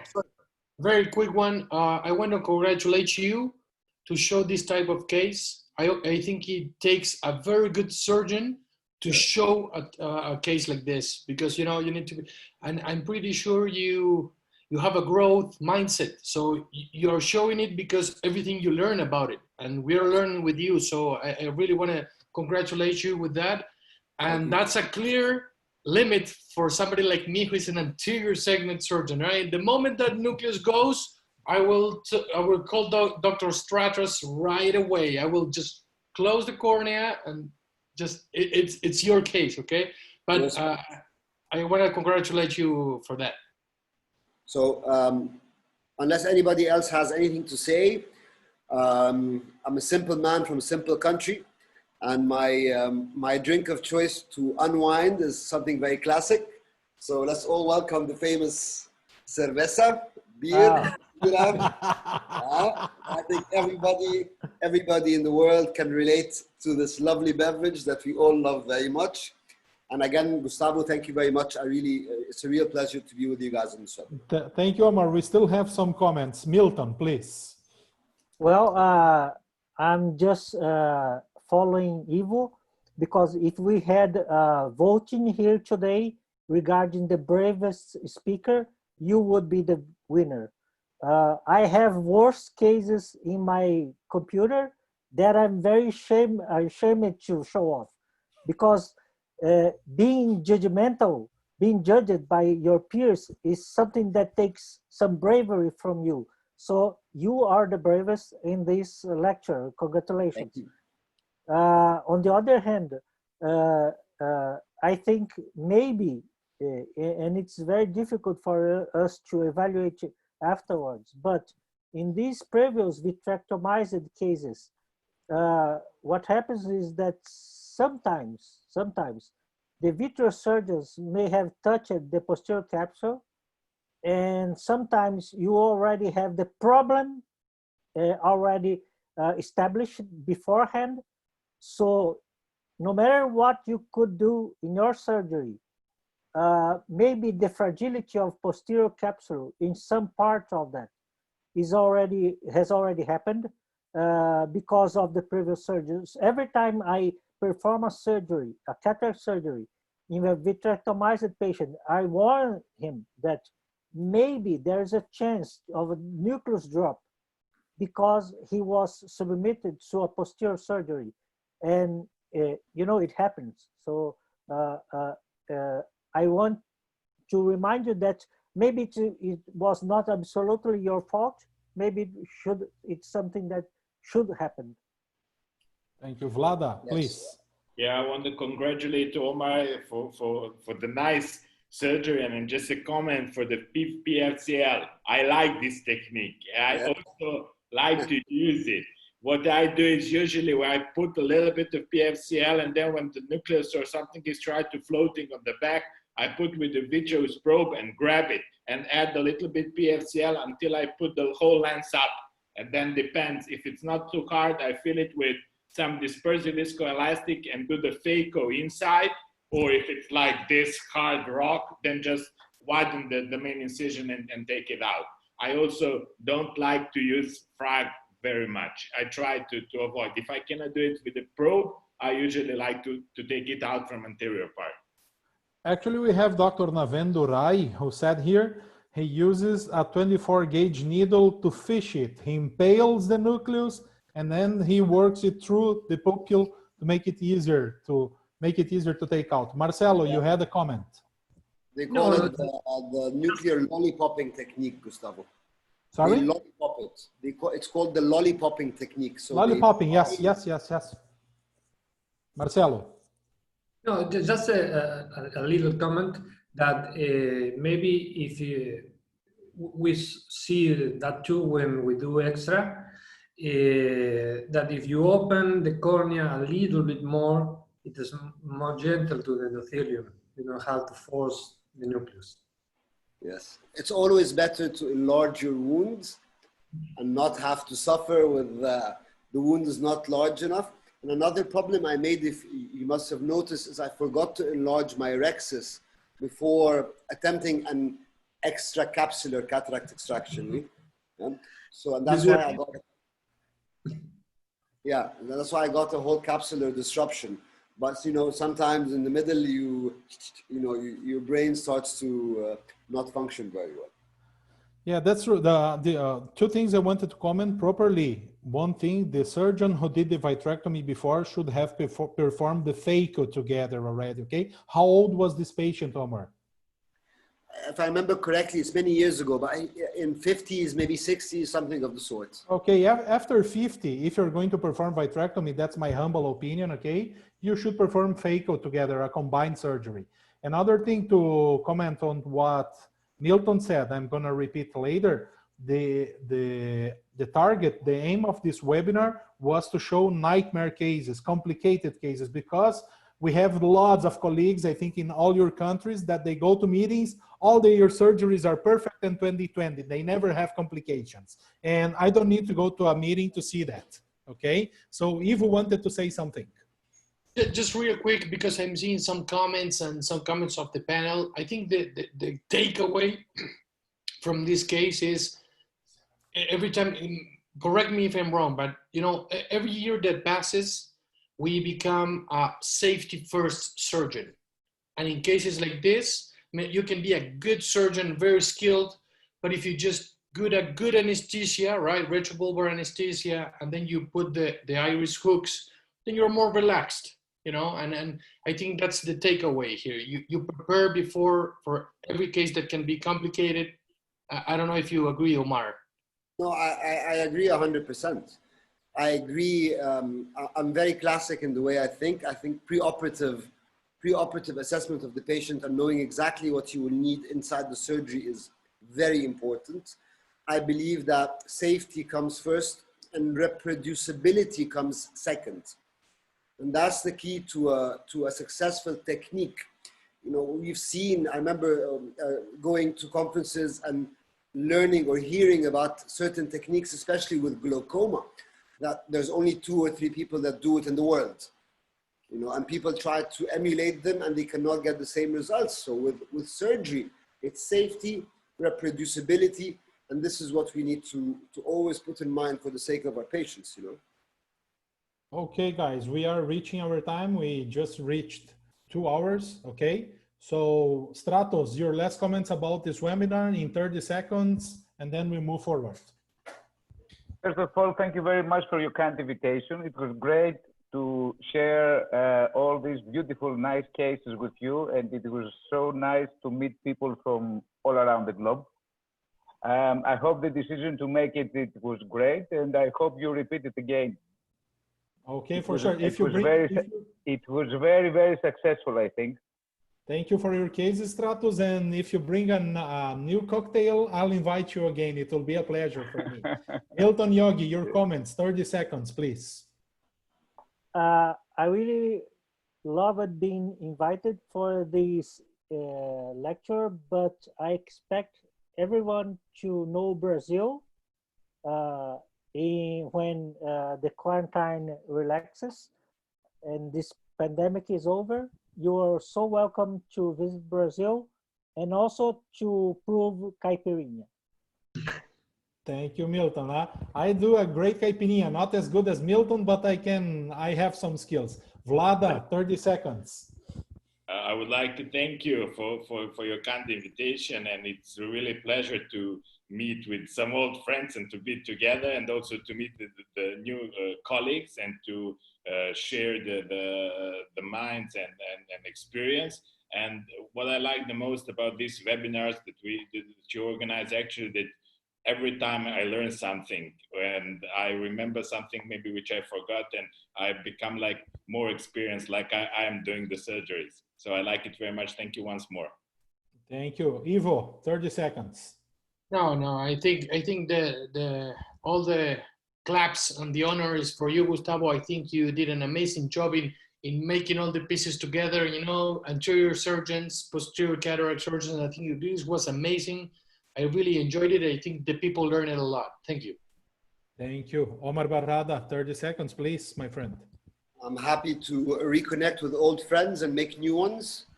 We learn from our mistakes. I hope people who join this webinar learn from ours.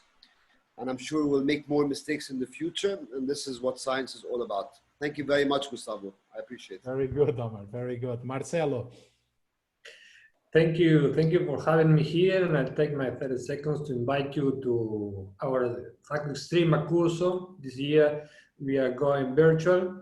We are going live 2 Saturdays in August, And also we'll have 90 hours of taped on-demand material for you to recommend. Thank you very much. Thank you, Marcelo, for joining us. Before giving my comments, tomorrow morning at 9 a.m. in Brazil, we have Written Awesome from Dr. Hudson Nakamura. And 3 p.m. in Brazil, we have Dr. Pedro Nova from Argentina organizing another webinar about intraocular injection. So guys, it was a pleasure to have different friends together, okay? It's a pity that Lucan couldn't be with us today because of a major problem. So our thoughts are with him, with his family, and thank you all so much. I learned a lot with you, love you all. And when we have presential meetings again, I hope we can try each other's recipe, okay? Sure. Take care. Bye-bye, bye-bye, Out with bye-bye, brother. everybody. Cheers. Bye-bye. Bye-bye, Have a good everybody. night or good evening. Take care. Bye-bye. Bye-bye.